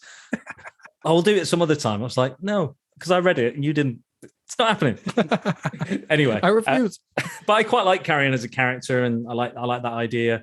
And again, like I'll be honest, if you don't know these villains or their backstory, the comic does not fill you in. No, it really doesn't. Like I was like with Demo Goblin, I was like, I remember when I was first reading these through, and I was like, let's look up these characters. I wanted to get to know the comic universe in a little bit, and do how I first was getting into Star Wars, and why I initially started my podcast about it. Is because I was just like, why don't I just tell people what I do anyway? Just look up a character, go down a wiki rabbit hole of characters, and I did it with Doppelganger. I was like, what the hell is this thing? I was like, oh, he brought it back when he brought back the symbiote suit or something, and he was fighting them. I was like, okay, I've read that stuff very much. I've read, the bits of when Spider-Man first got the suit, and then the Venom part. I've read that part, but I haven't read the in between very much. And then I was like, okay, cool. Demo Goblin. I was like, oh, is that to do with the Green Goblin? And you look into it, you're like, what the fuck? And you just like, and it's like, his origin story is this, but about 10, 20 years after that, they released this one, which changes his backstory to slightly before that, right? But there's another one that does it. Yeah. It's like the later you go on, the more backstory, and you're trying to read it, and you're like, but reading this in one Wikipedia article where it's about 4 paragraphs to try and explain 40 years, or this maybe with Demo Goblin, 20 years. It doesn't. It's not possible. Reading it now is harder because when Maximum Carnage came out in the 90s, and you read the wiki page on Demo Goblin now, it's hard to see where it was at the point of writing this comic. So you're like, who is this? How much do I need to know about this character? And then they're gone, and you're and that's the problem. I think is I think some people do think that they're like, I can know a character just by reading the Wikipedia page. It's like, not really. Like, unless you're actually, like, it's a good kind of cliff notes, don't get me wrong. Like, if you need just to get some quick information for a podcast or whatever, like, Wikipedia is fine, just yeah, I've got the bare bones of the character, but it doesn't tell you like what their experience was, what their story was, And again, like, if you read the Wikipedia of Maximum Carnage, it's very much like Carnage escapes, teams up with Shriek, and goes on a killing spree. Spider-Man turns up. Harry Osborn is dead. He's mourning his death. It's just going to be the very bare bones sort of thing. Yeah. You don't experience that. This art form, this comic, is not meant to be experienced as a Wikipedia page. Yeah. So if you are going to read something, fucking read it. And that's my thing. And that was the thing I had with Dennis. I was like, I know I've seen YouTubers who get one person on, they read one comic, and then everyone just jumps in and makes jokes as they explain the comic, even though they haven't read it. And it drove me fucking insane to see that. And I was like, just all read the book, because you're making jokes out of context. It doesn't make any sense. And you're just annoying. And it was a one woman who'd read it and all these other blokes. And I was like, oh, I don't like this. It's like that. It was like that, that porn image of the one woman sat there and all the blokes stood behind her. I was like, this is feeling a bit weird. So anyway, back to the comic. But yeah, it was. It's an interesting mix of characters, and they're very 90s, very lethal, very kind of demonic, a lot of sharp, pointy teeth as well. Yeah. I mean, Doppelganger is kind of scary, but it's like, it's literally like, it's basically copycat of Spider-Man, but it's stronger and with teeth. It's like, so it's Venom. No, it can't talk at all, and it has an extra pair of arms. Like, okay, and then you move on from that. It's like, this is just a brawn character, just kind of space fill. But Shriek, I really liked. I like her in Maximum Carnage, and I really like her in Let There Be Carnage. But in Maximum, you kind of get enough of her backstory, I think, because I think she's introduced in this, but then she is. there's then content afterwards. Once again, I was like, oh, I remember when I was looking stuff up about her, I was like, oh yeah, after I'd read this, I was like, oh, and then what about a backstory? And it was like, oh, there wasn't that much. And I think since then there's been a few comics about Shriek prior, or the wiki page has been updated with that information. But I found she was interesting and introduced, obviously, because it's her first introduction. There's not this huge amount of baggage backstory. And she's very interesting. And when she's in a fight, the fact that they can kind of use her, she's Carnage's greatest weakness while also being a good weapon against Venom. So it's a very clever device there, like plot device. And she's also an interesting character. She is that kind of, she's similar to Carnage in a lot of ways, but it works. But she is still terrified of him. She's basically self-preservation to she is a psychopath and she does enjoy killing people, but Carnage is the one pushing her to be like, you need to kill one person every few minutes or I'm going to kill you. And it's like, I will self-preserve myself and I'm happy to kill. So, and I think with her, it's like, even for her, because Carnage is always going every issue. And it's like, oh, we need to keep going. We need to keep going. And she's like, okay, yep, don't need to rest. Let's keep on killing. Yep, let's keep going. I just fought Spider-Man like 8 times in the space of an hour. I don't even know how it's happened in this space, but I've done it. And now, because I don't even know how many, it's only over like 2 days or something, because they only sleep once. Yeah, I think you're right. I'd like to think, I try, because they don't really state how long it's been, but I think you are right. I think it is a couple of days, because I was hoping it was like a week. But I think you are right. I think timescale wise, they only really sleep. I mean, they rest, but I think they only probably sleep about once. And it's quite interesting to see the kind of now what's interesting about Maximum Carnage is obviously comics were quite dark at this time and becoming really violent and grim and gritty. The Watchmen, the Dark Knight had happened, so everyone learned the wrong lessons from those stories. Instead of telling adult, compelling, complex stories, they went, we need more blood and nudity and guts. We need this. This is what the kids want. And so that's what they did. And Maximum Carnage kind of fed into that, but J.M. DeMatteis, who was writing the Spectacular Spider-Man, he was like, I'm not interested. This is not my kind of story. I'm not into what the kids are into now or what the comic book industry thinks is popular. I'm not interested. But the editor was like, no, that's the whole point. What we're trying to say here is that the bad guys are bad and some of these other people are fairly bad. There's still hope and there's still, like, you can be a good person. You can fight the odds. You can batter it down. We're not embracing this violence or this grim, gritty outlook. Heroes are still heroes and villains are still villains. And I appreciate that message throughout, because it was kind of risky a little bit at the time, because obviously it's weird because they're steering into that skid. They're going, oh, we're going to do a big violent event with a serial killer in a Spider-Man book over 5 books. But we're also still going to have this message within it, which I quite appreciated. Obviously, with Absolute Carnage, there's not really a message per se. It's just kind of Carnage. Yeah, pretty much. It is absolute carnage. There we go. But there you go. But I did quite appreciate that they were coming at that. And I think that's what kind of makes the story. Do they hit me over the head with it quite a bit? Sure. Do they bang on about it a lot? Yeah, I get it. But I think it does make the story a bit more compelling and a bit more interesting. And again, I love the switching of the sides and the changing of minds. Like that bit where Spider-Man tells Firestar just to pour on Carnage with a microwave energy and just be like, I'm going to kill him. And then he just turns around and goes, no, don't do it. Actually, don't do it. Sorry. And she's like, okay. And then Venom's like, you dickhead. Punches him and stuff. The whole time Venom's trying to kill Carnage and Spider-Man's trying to not kill Carnage. And Venom's like, what are you doing? Just kill him. And then, by the end of it, Venom's like, fine, I won't kill him. Fine, I won't. And there is a part of me, I know it's Spider-Man's ethos, and they can make the exception, but I am like, I genuinely believe Peter Parker is directly responsible for everything that happens after Maximum Carnage. Don't tell him that, he'll cry. It's like with Batman and Joker. I know in the 3 Jokers, which I won't spoil how, and it's a really, really good comic. I recommend people read The Killing Joke, and then, which most people have read, but reread The Killing Joke and then 3 Jokers. It's a very, very compelling story. I really enjoy it. Talk about too much Joker stuff. In that, it does give an explanation as to why Batman may not kill Joker, which I thought was quite good. But it's still that thing where it's like, if you watch someone murder people over and over again, there's no remorse, there's no way to conceal them, and you literally cannot hold them in a prison. In real life, after a certain point, you do get to that thing where you're like, we have to kill him. Like, I don't want to be that guy, but I'm just like, with Carnage, There's none of that thing where it's like, oh, maybe they didn't kill them, maybe they're being framed. You literally are watching Carnage literally slice through people, laughing about it and bragging about it. And then you lock him up and then he constantly escapes. And you're like, I'm not saying public execution, but Spider-Man only needs to punch him a certain amount too many times. I know it goes against Spider-Man. It's quite a controversial opinion. Sure. But I just think the Carnage at certain points in this, I know that's the clever of the struggle. And I know you can see that with Spider-Man, the struggle. And everyone else is saying to him, why can't you kill him? But I think that's maybe the point of superheroes and Captain America and Batman, where it's that thing of like, if I was a superhero, I wouldn't kill generally, but I would not say never. If someone you'd avoid it. Yeah, I'd avoid it. Or, I'd want people to be in prison. I want people to suffer for their crime and face punishment or whatever, or penance, however, which way, just be locked up. I'm not one for capital punishment necessarily, but there is a point where you're like, you know what you do though, Mike? You do like the Sam Raimi Spider-Man does. If you just jump out of the way, the villains will kill themselves anyway. They do all do that. That's it. That's exactly what happens. He just jumps out of the way and they all die.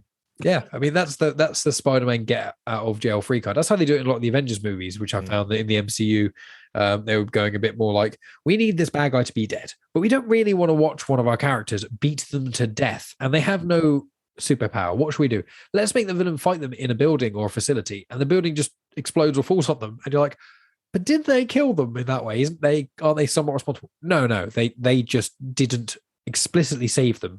But there's a bit like Batman Begins. Batman Begins, where it's like, I won't kill you, but I have to save you. But I am kind of killing you. I'm blowing the entire structure we're on in the mountains. I'm blowing that whole thing up and setting on fire. So, you might be able to get out, but I'm also going to fight you as we try and leave. I'm going to try and knock you out. I'm also going to have military grade weapons on my car and flying bird, whatever it is, hover jet, and potentially at least give you, like, is it worse if you get crippling life-ruining injuries or dying? What do you think it would be worse? Here's my controversial answer. Go on. If you're in England or Canada or somewhere with public healthcare, I would think it's okay. I think if you're in America and you have to pay for it, or you go bankrupt and you're crippled, no, thank you. I wonder how New York handled maximum carnage when he's chopping people up. Well, they're like, help me. That'll be $500, please. 500? What, with an amputated limb? Have you been to America? I don't know. I don't know. Well, you're on the hospital bed. What, for 2 nights? You greedy fuck. $1,000. What? What did you say? That's a slight exaggeration, but... without insurance, it's like, oh, you need to have your insurance. Oh, that's fine. Okay, how much is my excess, which I think there is called deductible? It's like, oh, it's a couple of thousand. Do you think there is insurance for superheroes in the Marvel universe? Do you think it covers stuff, or supervillain attack?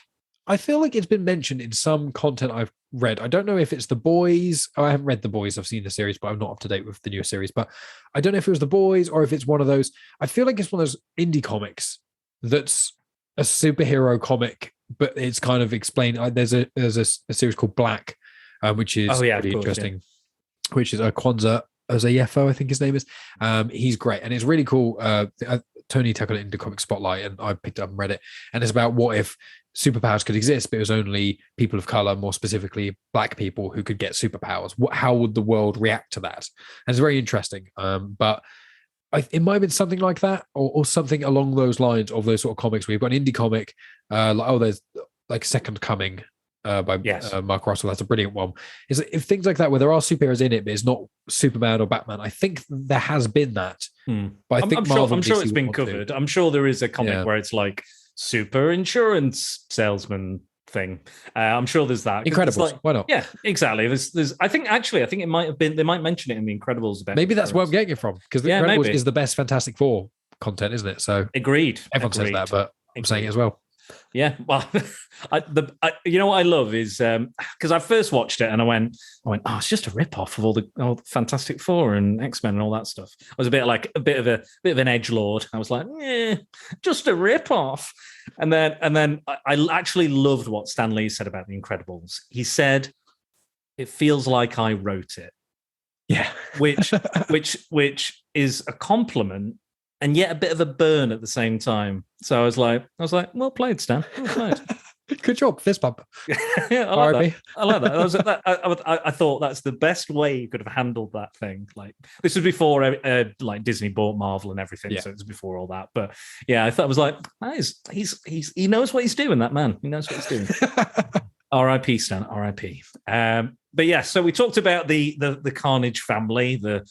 And again, the backstories are too long to go into. So just look them up, guys. Just do the Wikipedia and just try and understand, how a goblin man exists with a fiery glider and, and all the other stuff.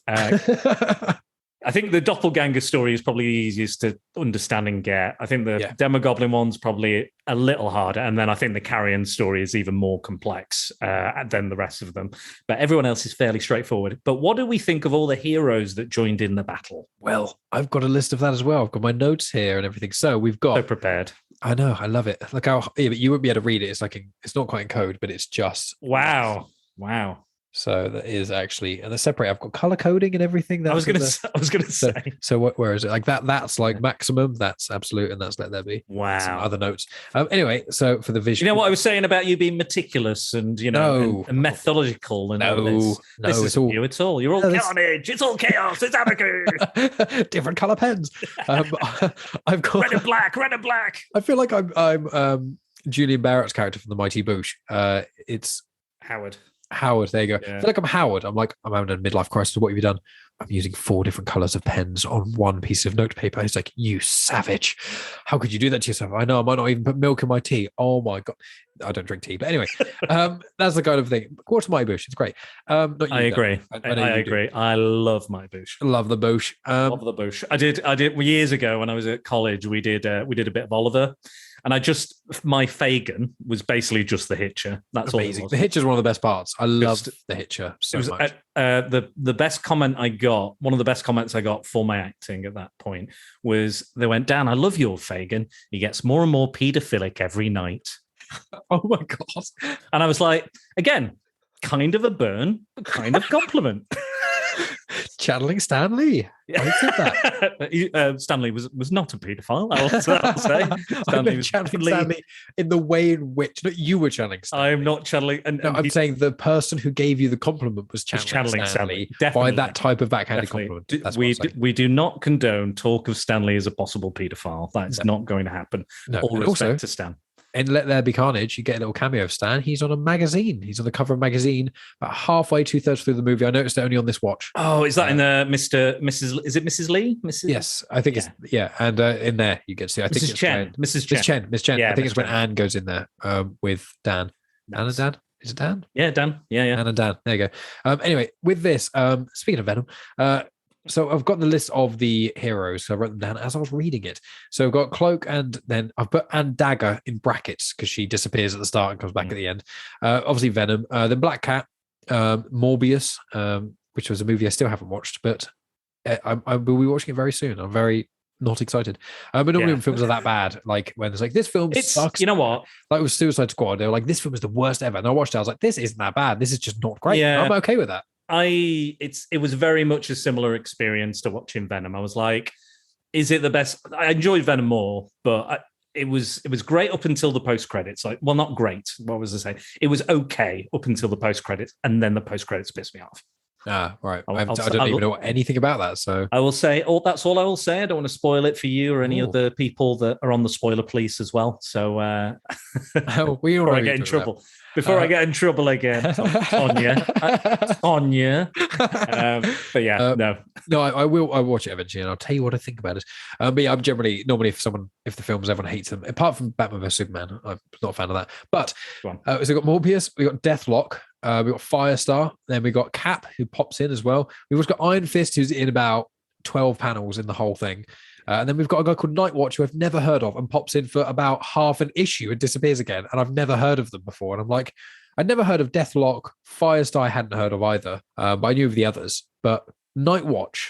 Nightwatch is, I don't know if you spotted this, but it's a rip-off of Spawn. I thought it looked like a lot. I was like, why is Spawn in Marvel? And then it was like, oh, he's in and he's gone. No, I'm Nightwatch. Oh, I've got a living costume. It's evil. Oh, but I'll use it to...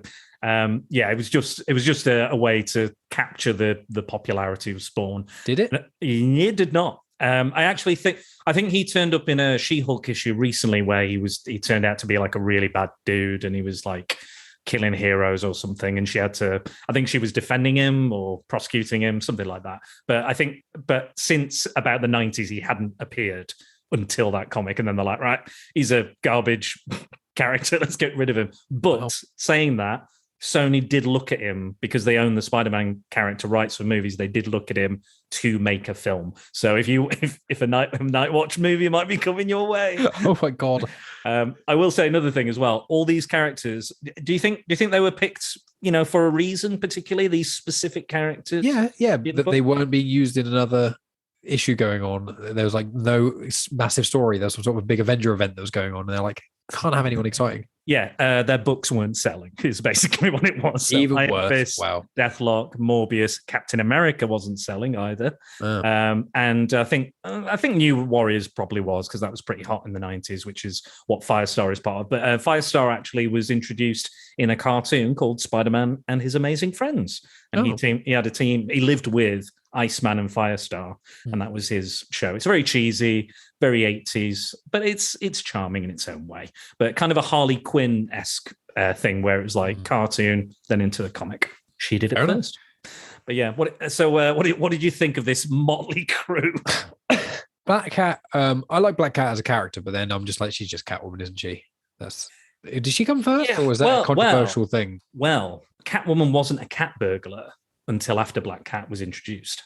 And Black Cat was based on a cartoon character. I can't remember the name, but it's off the top of my head. But I think I want to say Bad Luck Blackie, and I think there might have been a black cat, or like a literal black cat. I think it was in a Tex Avery cartoon, I want to say. But she was not inspired by Catwoman, supposedly. Okay.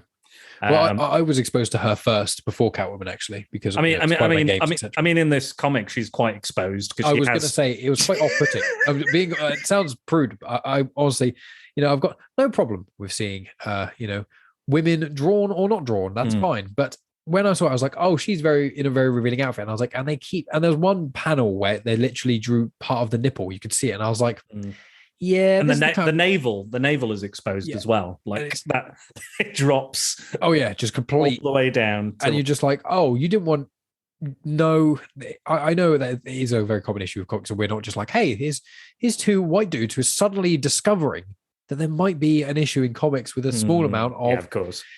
Obviously we're not. It was just one of those things where I keep forgetting because I've only been reading Star Wars in the new canon. There's a bit of old Star Wars I've been reading comic-wise, but I've been reading mainly Star Wars books.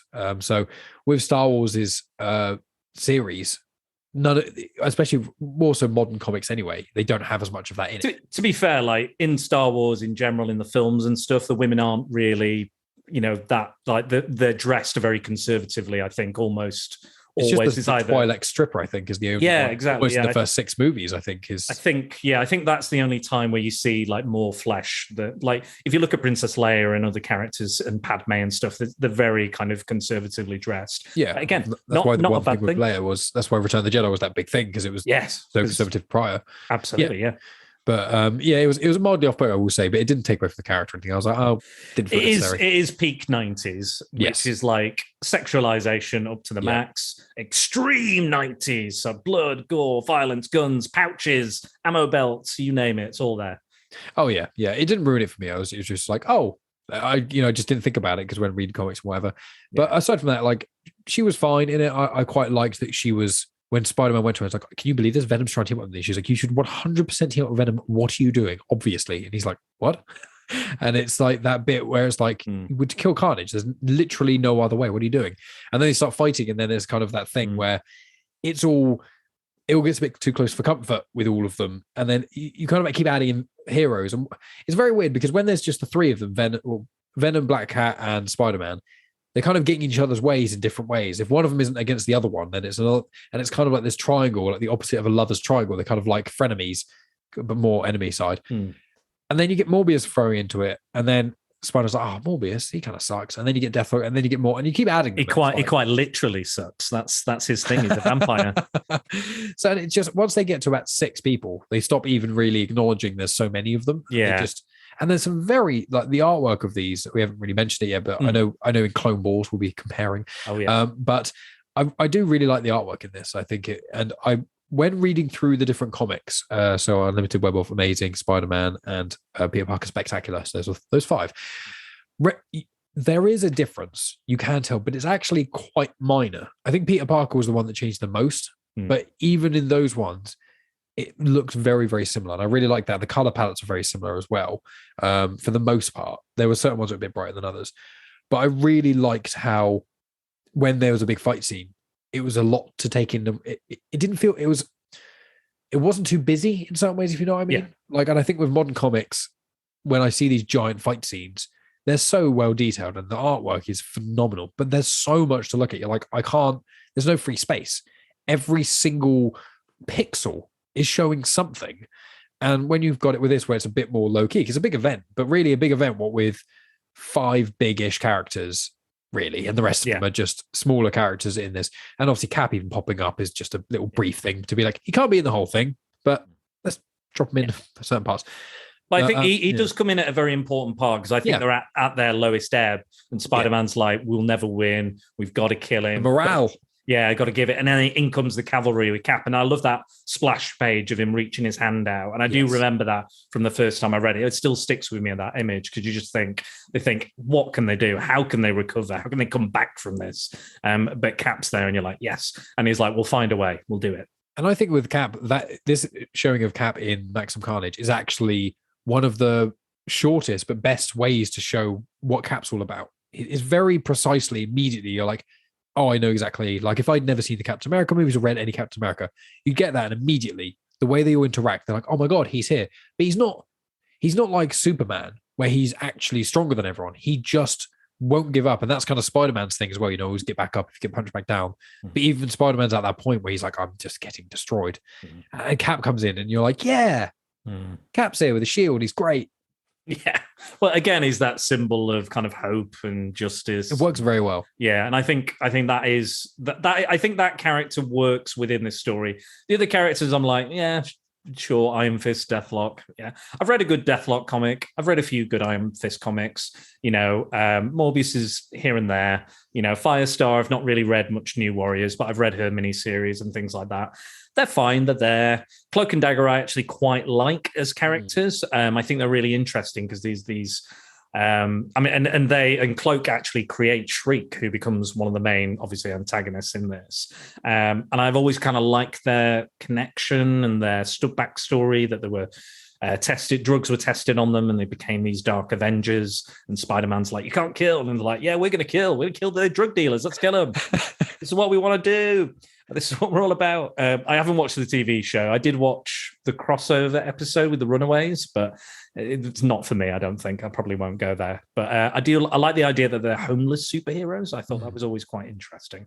But yeah, so the whole story itself, again, we've talked about it. I don't want to go too much into kind of detail about it, but there is a series of kind of battles, kind of philosophical ones as well, like with Mary Jane and Richard Parker, who's currently alive at this part of the comic. Again, not going to spoil what happens to him, but he's not around later. I will say that. But is it even Richard Parker? Who knows? Go read some early 90s Spider-Man.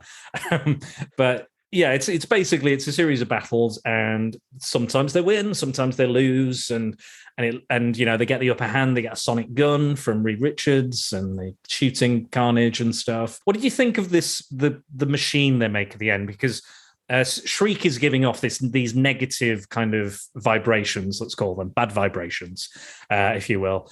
And it's turning the whole city insane as Carnage is. She's feeding off his insanity and kind of reflecting it out into waves into the city and turning everybody kind of just manic. But the heroes at the end managed to build a good vibes machine. What did you think of that? Do you think that was a bit hokey or? Yes. Yeah. In short, it's one of the things, and it's it's one of the problems I foresee happening with the MCU, as it kind of did it in Infinity War and Endgame, but because we hadn't seen anything like that, it worked. But I'm just conscious that it's. Did you ever watch Dragon Ball Z? Yeah. I loved Dragon Ball Z. Okay, I still love it. Good stuff. Yeah, as much as I love it, it's my friend Reese who's been on my podcast numerous times. On the first episode, on the 100th, he's one of my best friends, and he and I talk about it, and he's described it as power porn. It's not actually. Nothing's really going on, but you just love the fact this person's got so much power that they're just the floor is cracking. There's things blowing up around them just from the sheer amount of air quote power they have. And then you get them fighting, and the stakes have to get raised and raised and raised and raised. And it eventually just is always the same kind of thing, which is just they're too strong for one, so everyone teams up and does a super mega blast and blows them up. That's more or less the vast majority of them. Dragon Ball Z for the main sagas does quite a good way of getting out of that in certain ways, which I love. But a lot of superhero-y things kind of do that. And I just feel like it was like, what can we all do together? Let's all just kind of make this device and join hands and hold this big old device, and it sends out good vibes. And I did like the bit though where Dagger tried to cure Shriek. Yeah, that was cool. I like that. And then Shriek yelled back like, I hate you, and basically was about to kill her and stuff. And I like that. But it's one of those things where, unfortunately, when you build up a character like Carnage and you make it so big, and so by 93 standard, you make, because we're going to get to absolute Carnage, but if you get to the size of it, it's just like, here's an unstoppable serial killer symbiote guy. How are you going to beat him? Well, a sonic wave. That kind of didn't work. It did, but we just aren't going to do it again. Okay, what can we do? Let's do a slightly different sonic wave thing, because we can't use fire because we're in New York, and we can't just burn him alive because Spider-Man wants him alive. So what can we do? And obviously they kind of ends up being, they do that thing where it's like, oh, everything's all fine, and then at the end they go, no, Carnage is actually okay somehow, and then Spider-Man and Venom managed to kind of beat him anyway. And you're I did quite like that it was almost like he actually kind of was going insane because of the good vibes. Yeah. I quite like that idea that the niceness and the warm feelings, that hopeful feeling. He's like, no, I want to destroy it. I want to tear it apart. And he goes back to his childhood home, talks about all the abuse he went through, all the people he's killed, all his victims, goes back to jail. And he's like, what are you doing here? This guy in this jail cell. He's like, fucking hell, I don't know. He's like, this is my jail cell.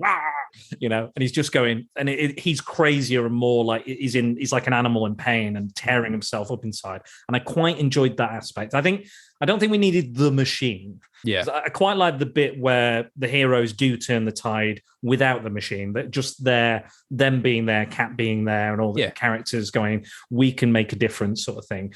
Like that obviously has its own level of cheese, but I think making an actual machine to send out good emotions, the good vibes gun, GVG. I just thought that was a bit like, But in a way, I kind of preferred that we got that finale of Carnage, Venom, and Spider-Man back together again, battling it out. And again, it was just like knockdown, grab out fight, drag out fight. So yeah, I'm glad it didn't end and they're like, pew pew, here's feeling good. Here's our Care Bear stare, sort of thing. So yeah, I'm quite glad it ended that way. Yeah, I did like that element, but I did also find it a bit like, I was like, but they fought him so many times, the two of them, and now is that, I know it happens all the time. It happens in Star Wars episodes and stuff. Sure. It's just like, we can't beat him. What are we going to do? Let's do all this elaborate scheming that doesn't work. And then it ends up just being me versus him, but I can beat him this time. And you're like, what difference is it? What have you learned? Well, I learned in the last few hours or couple of days that the power of love is all we need. And I've actually been holding back on my true feelings of just happiness. I've been going at him with anger, and that's not the way to go. Sounds very Obi-Wan Kenobi to me. It is kind of, but it's also thinking the ironic part is that Luke only beats Vader in episode 6 because he starts channeling his dark side energy and and also like when he's slamming his lightsaber down on Vader on the floor, it's like, yes, get him, kill him, Luke. Get him. And he doesn't. And chop his robot hand off. And Vader's weak because he feels love for his son. So realistically, it's actually saying the dark side still wins in that scenario. It's stronger. They only ever need two Sith. And they just decimate everything. But it's just that love that it happens in lots of that. Harry Potter does it. It's just that kind of true love. Conquers all. Yeah, true love. It's a little cheesy. It's a little schmaltzy. Yeah. But that's basically how it ends. But it is pure 90s. I love the artwork. I love Mark Bagley. I love Sal Buscema. Again, his style is quite cartoony, but it's grown on me over the years. There's a few other artists that are escaping me. A lot of the kind of big time writers. I didn't write down the writers, unfortunately. I had to scroll through, but they were all complete. I was like, oh, maybe one or two artists did a few of them, and it's like, I know different every time. Yeah, I know J.M. DeMatteis was writing one of them at the time because that he does the foreword for the graphic novel, so he must have been writing it. And I think he was one of the main Spider-Man consulting creators at the time. But yeah, it's a fun event if you're looking for an event from the 90s. If you like Carnage, if you like Venom, if you like Spider-Man related stories, I'd give it a read. Yeah, I think it's definitely it is worth a read, and also I keep connecting it back to Venom Let There Be Carnage. There are lots of little bits that actually do connect to Venom Let There Be Carnage, which I do appreciate. Although Let There Be Carnage is a flawed film, we've spoken about quite a lot, and we need to get to Absolute Carnage. I will say that the people who made it clearly read the source material, as you said early on. Like they do actually, there's a lot of parts which do connect directly with Maximum Carnage. There's Ravencroft, there's obviously Shriek, which is one of my, as we both discussed, one of my favorite parts. Shriek is a different villain. That she's the fashionista that's well dressed. Yeah, well, I was thinking of Shriek as in from Legend of Zelda. Oh, okay. So I was thinking of it when I said that. There is no villain called Shriek. It was a joke, Mike. It's just a joke. I mean, to be fair, the amount of different villains there are could be. If you tell me there's a villain, I would not think it sarcastically because it could be a case. It could actually be one. True. There is actually, thinking about it, there is a character who was like a fashionista called the Belladonna, who was a Spider-Man villain. So there you go. there is actually a Shriek. But that's if they bring her back, they should call her Shriek. There we go. So Absolute Carnage. Let's crack on. Tell us a bit about this one. So with Maximum was 14 issues, was from May 93 to August 93. And Absolute Carnage, there are 5 main issues, which were just called Absolute Carnage, but they're all longer issues. And then there were 30 other issues, there are 30 issues in total of all of the ones that count as the Absolute Carnage truth thing, which is the Absolute Carnage : Miles Morales, all these people and stuff. Plus, there was also 4 Web of Venoms that were a prequel to that, and a free comic book day comic, which was also a sort of prequel. So those together make like, I think, and then the first 45. Like, I don't know, 10, 15 issues of Venom as well. Venom is basically lead up. Yeah. So you're looking at, strictly 30 issues. Strictly 5, strictly 30, but then it's really like 40 to 50. And then if you include the Venom stuff and a lot of the other backstory, then it's going to be like 60, 70. But they came out September to November 2019. So it's 26 years after Maximum Carnage. Wow. So there's various one-shots, and then you've got Scream, Deadpool, Miles Morales, and Lethal Protectors that all had 3 issues. So you've got the 5 main issues of Absolute Carnage. You've got all the 4 things I just mentioned, which have each got 3 issues. You've then got various one-shots as well. And also you've got the tie-ins from the Amazing Spider-Man. There's 3 or 4 of them, I think. And then there's also the Venom comics as well, which all go in.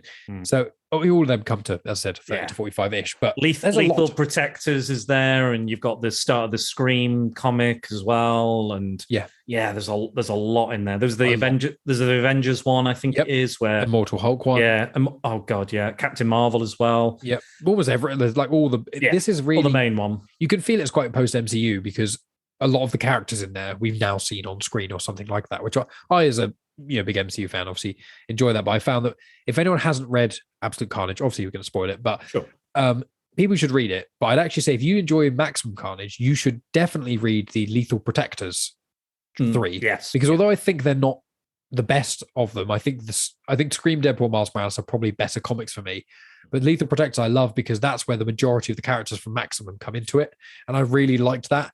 And it's just because the scale of Absolute is so much bigger that Lethal Protectors, like all these people from the first one, literally do not stand a chance. Here's them just vaguely trying to survive with even more people just trying to not die. Carnage isn't even near them. He's doing something else. This is them fighting off the spawns of Carnage and barely being able to live. And this is them in their own little 3 series. And it's quite like, I think they did the scale of Absolute Carnage very, very well. Absolutely. I do agree. I love like I was saying at the start, I love the lore building. I love the build up and the powers and how he uses them. I like that bit. A great little bit, I thought. Again, it does have a lot of problems that a lot of modern kind of big crossover events have with all the tie-ins and some, like you were saying earlier, where how can Spider-Man be here and do this and do that? There's a few moments for me like, oh, Miles Morales is in the symbiote, but now he's out of it, but now he's back in it. You know, it kind of, there's certain bits where I was like, that doesn't connect. Even with a suggested reading list, which Marvel Unlimited has, it's still not a science because there's still some holes here and there. But I will say I like the moment where he's kind of sat in his throne, Carnage, and he's like, I'm sending a version of myself out to get these codices to absorb the symbiote juice out of these people. Carnage is basically after people who have all had a symbiote on them. And they've had a remaining bit of this in their DNA, and he has to suck it out of them to become more powerful to bring on the god of the symbiotes, Null. So he's a kind of a harbinger or a herald. I think it's a great idea for a plot. I think of a very, it feels like an organic way to tie stuff in rather than being forced, you know. And I know with Star Wars crossover events, I love them, but sometimes you're like, why is this character here? Oh, they just happen to be there, and they tag along. And you're like, what? But when they're in the story, it's really fun. But you're like, they kind of, but in this, it was like, it actually makes sense if you have the god of the symbiotes and he's trapped in this symbiote prison and he only gets awakened if the hive mind is calling out to him enough. And that only happens if enough symbiotes are put together in one conscious being. It's like, okay, I get what you're saying, because it's been spread across for billions or millions of years or whatever. These symbiotes have been split up and up and up, and his power's kind of dispersed among it. And it's like a very good way to tie in old Carnage and Venom content, bringing characters which, they wore a symbiote suit once, just in a random little comic. Let's bring them in for a bit of fun. We don't have to have them being a focal point. You can just have a little side story, rather than it being they were just walking down the street one day and then Carnage attacks. And then they're fighting Carnage for some reason. Oh yeah, I remember I think there's an issue of Symbiote Spider-Man, and it flashes back to the original Alien Costume saga, and it was just some random fucking guy that has the Venom symbiote gone on it. And then jumps off like almost straight away, like goes to the Baxter Building or goes to hunt down Spider-Man, and they make a whole issue about him. Yeah, and I was like, wow, that's a real deep cut, that one. Yeah, it's very bizarre. It's probably one of the worst of the issues. It's like a really interesting concept. And then when you have to read 45 or 30 issues of this, and you've, like me, just spent ages reading the Venom run and everything else gone up to it, and it's like, oh, here's an issue.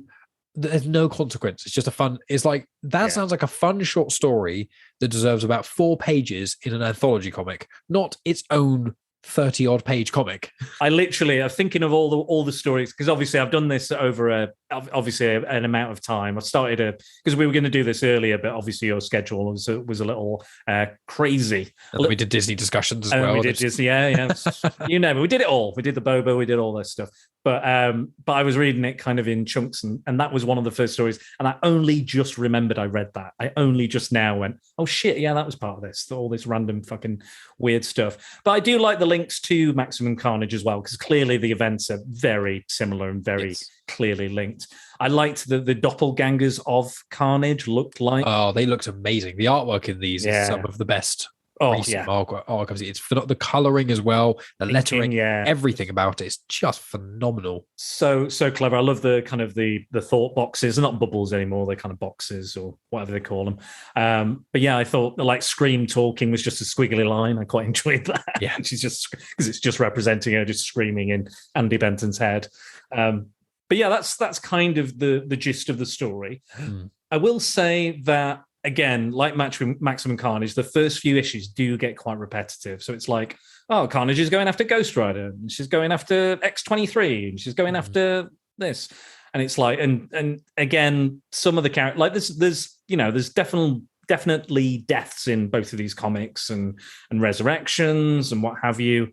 So it's not like no one will ever die because Carnage is like a PG character. It's like people do definitely die, and they get, but obviously they're shown in different ways. They're a bit more brutal and a bit more kind of open about it in Absolute Carnage, because that's just the way comics have gone. They've gone a bit more mature, and you can show certain things that you wouldn't have been able to show in the 90s.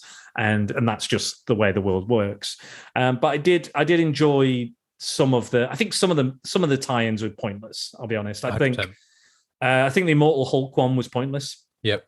Because that is just him talking in his head, talk to all the other Hulks, recapping what's happened in the Immortal Hulk, and then at the end they go, "Yeah, we'll bomb with the symbiote." Great. That's that. Yeah. The Captain Marvel one comes home. She's like, "Where's my cat?" Symbiote's got on her, fights the cat, gets the symbiote off. And like you said, that other issue, which I now remember it. This is how bad that issue was, because I can barely remember what happened in it. Just about that random guy. But yeah, there's some just absolute, because I wanted to try and I said, right, I'll just read the main event. I'll read up the run of Venom. And then when I went to Absolute, it was like, Carnage is out and killing. And I was like, wait, he was in that vat. He was in that Iron Lung thing. How did we get from here? And then I realized there was Web of Venom. So it's going to read that. And again, that I like the idea that he brought back that town that they infected in one of the Carnage miniseries. I quite enjoyed that because I read that and I was like, oh shit, yeah. Yeah. Carnage USA, I think that was. That's the one. That's the one. And it's like a small town and there's this cult. I like the idea of the cult building up. And I liked when Shriek got turned into the Dema Goblin. I quite enjoyed. I thought that was a cool idea. Yeah. I can't remember what happened to the woman who was running the cult. Did he kill her? Yeah, I think eventually. I think because he eventually just pulls out a lot of people's spines. But then with those ones, I suppose she wouldn't have worn the symbiote. So I can't remember. I think he might have just killed her, maybe just for the hell of it. I think at some point the people following him then just become the monsters because he pulls out those weird little symbiote worm. Oh, the maggot things, yeah, and they are horrendous, especially when you see him in the earlier issues when he starts. Because when you read, because there's a few Carnage series before this, which I saw them because I was like, when I was getting into comics again, I was like, I want to read, Carnage and Venom. I want to see some brutal, cool stuff. Let's do it. And then because with Star Wars, I have to read all the story and translate it for my podcast. I was like, I want something that's just almost the equivalent of a popcorn movie. I want gore and ridiculousness and over the top, and symbiotes are really cool.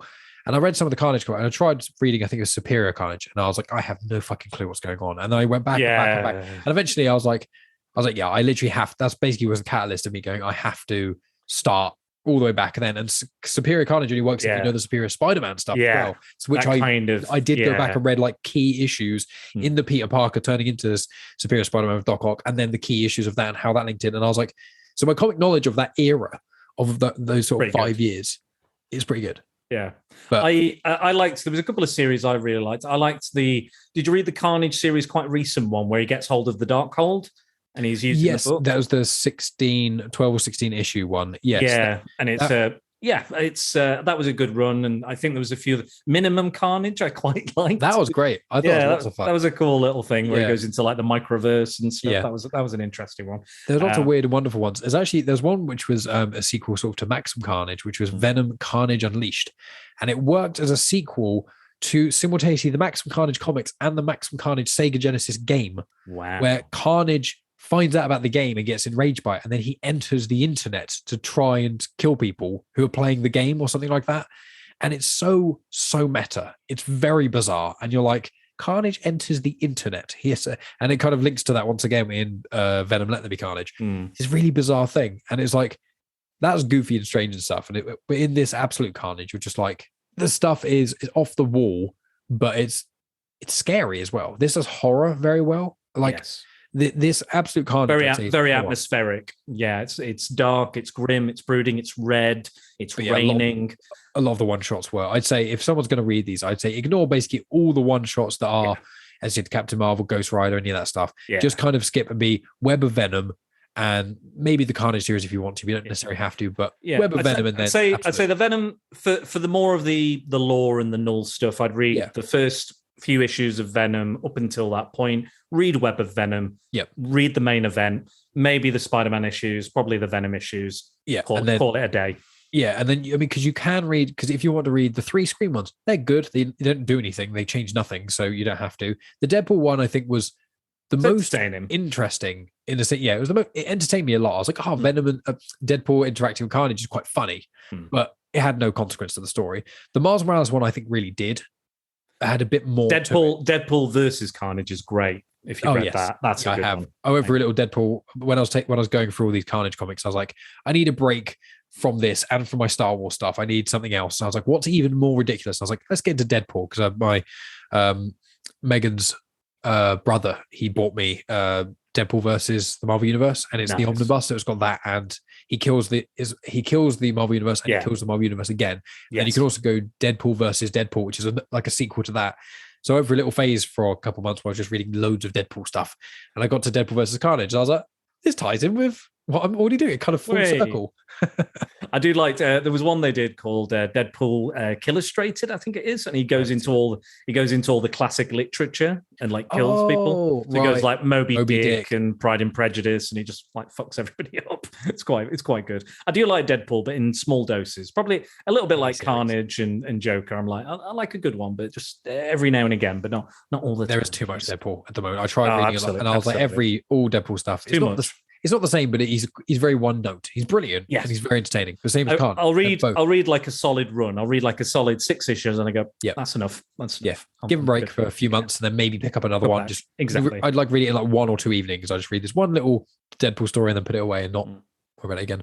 Yeah. But yeah, the other ones like and Lethal Protectors said it's not. Yeah. Not amazing, but it's if you like Maximum Carnage, pick up Lethal Protectors. It's cool. If you're Marvel Unlimited, there's not really a reason to not just go on the Absolute Carnage reading list and just kind of skip a couple, but you can go through them all. Yeah. But the main ones are definitely the Absolute Carnage actual comics. They are absolute brilliant. Because obviously I read them ages ago, a few months ago, and then last night I reread them. I just kind of I skimmed through the Absolute Carnage runs, and there were certain parts I was like, I'm just skimming through to get the general gist. I remember the majority, and there was parts where I caught myself reading page after page. I was like, the actual drawn back in. Yeah, the specific Absolute Carnage issues are really, really good. So Ryan Stegman, I believe the artist is. It's Donny Cates, Ryan Stegman, and he's incredible. I absolutely love his work. It's fantastic. But yeah, it's a lot of a lot. I will say it's a bit. Yeah, you need to shave. I say they could shave it. If there's like 10. Yeah, if we thought. Maximum Carnage could have shaved a couple of issues. This could shave about 10 or 15. Yeah, I think that this could shave more issues, but this is a bigger story, so it would take more issues than Maximum Carnage. True. I think Maximum Carnage would really benefit from a 6 to 8 issues. I think this would probably benefit from maybe 10 to 12, maybe. Sure. So I remember you saying you quite like the idea of the Maker, because he was introduced in this, the evil Reed Richards from the Ultimate Universe, with his big, massive brain, hiding it under that helmet. What was it about that character that kind of stuck out to you? Well, because Reed Richards is, from my knowledge of Fantastic Four, which is mainly the films, and then his vague appearances in crossover events to some of the Marvel stuff I've been reading, and the Marvel Zombies, because he's quite central to Marvel Zombies. And I've read the Marvel Zombies comics were actually the first Marvel comics I ever read properly, funnily enough, years ago, like when I was about 14, when I was really into zombies, and the world was at the same time. True. It was Reed Richards, it's just because he's such a shining beacon. He's one of those big hero characters, and he does go too far sometimes, but he usually brings himself back. But the ultimate version of him is evil, like heinous. He's like a scumbag. He's a horrible person. But he's so beyond intelligent. He's above everyone to such a degree that he feels like, where Carnage wants to kind of kill everyone because he's trying to prove to everyone he's better than them, the Maker's kind of already beyond that point. He doesn't have to prove it to anyone. He already knows. He's playing games that are like so many steps ahead. You can't even really see what's going on in a sense for the other characters. As us in the audience, we get it, and then at one point, the audience, the main heroes figure it out. But he's just very scheming, and he's very, he's the antithesis of Carnage. He's the planner. He's calm. He's like this. He doesn't reveal his hand. He's manipulating everyone in different ways, and he knows how to talk to everyone and which way to go. So I liked that, and his dark origins intrigued me. When I was like, who the hell is this? And I looked him up. I was like, Jesus Christ. But I like how I like how this crossover, there's parts which there are twists and turns. Oh, yeah. Maximum Carnage, for the most part, nothing really happens. Like there's a couple of stabbings and a character that maybe dies and then doesn't a hero too. But I feel with Absolute Carnage, because there's layer upon layers upon layers of stuff, just fluff on top of it.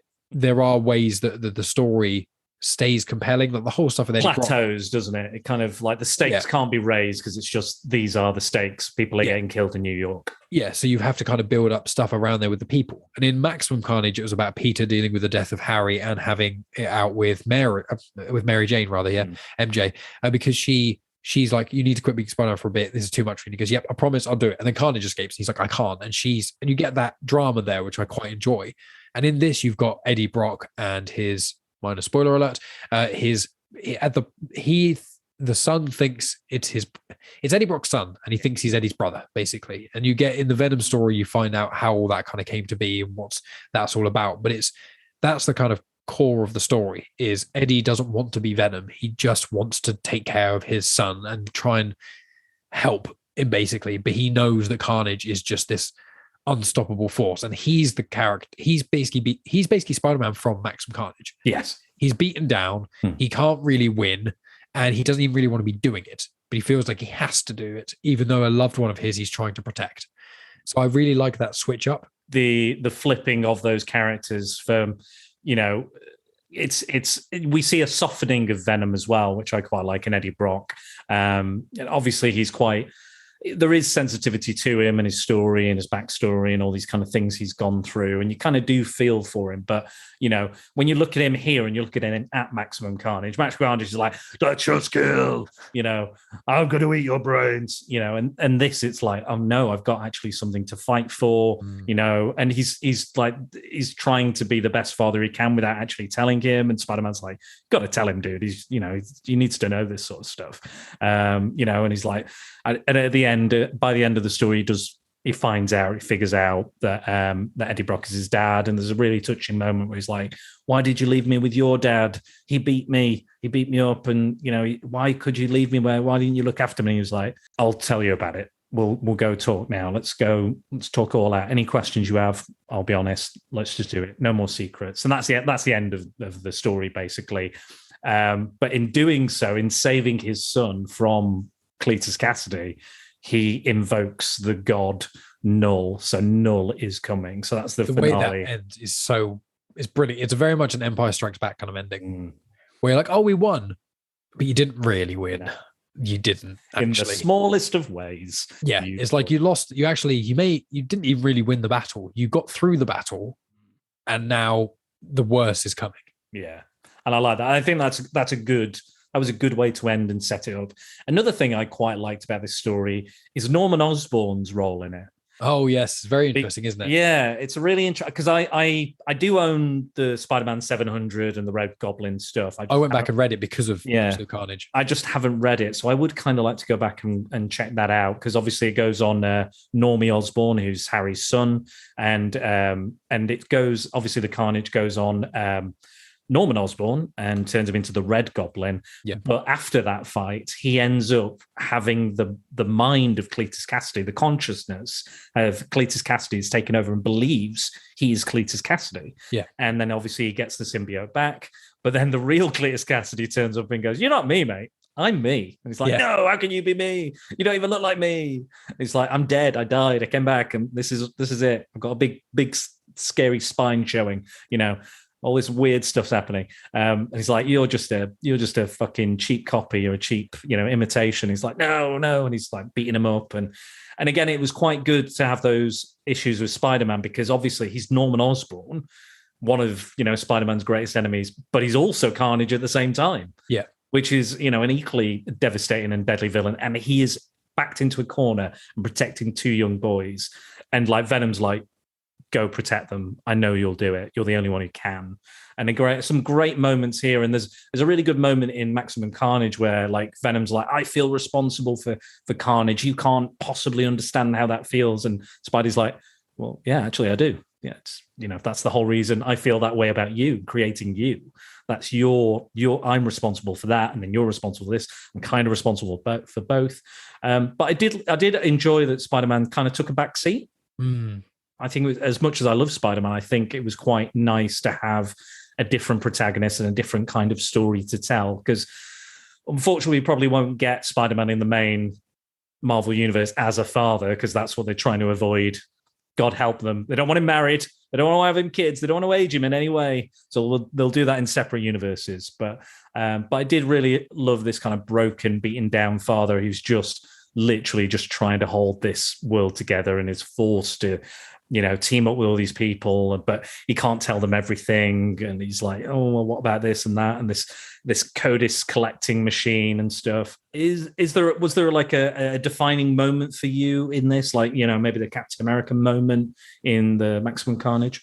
I mean, there's lots of bits there are lots of little moments I really enjoy about it. Some of them are the more gory moments, when Absolute Carnage does something mental. Yeah, and it's just I do love that. But yeah, the Brock being vulnerable, the part that you mentioned specifically when Spider-Man says, I'm responsible, and Venom's like, how are you responsible? And he's like, I brought the suit back. That's my fault. I hold every person he kills.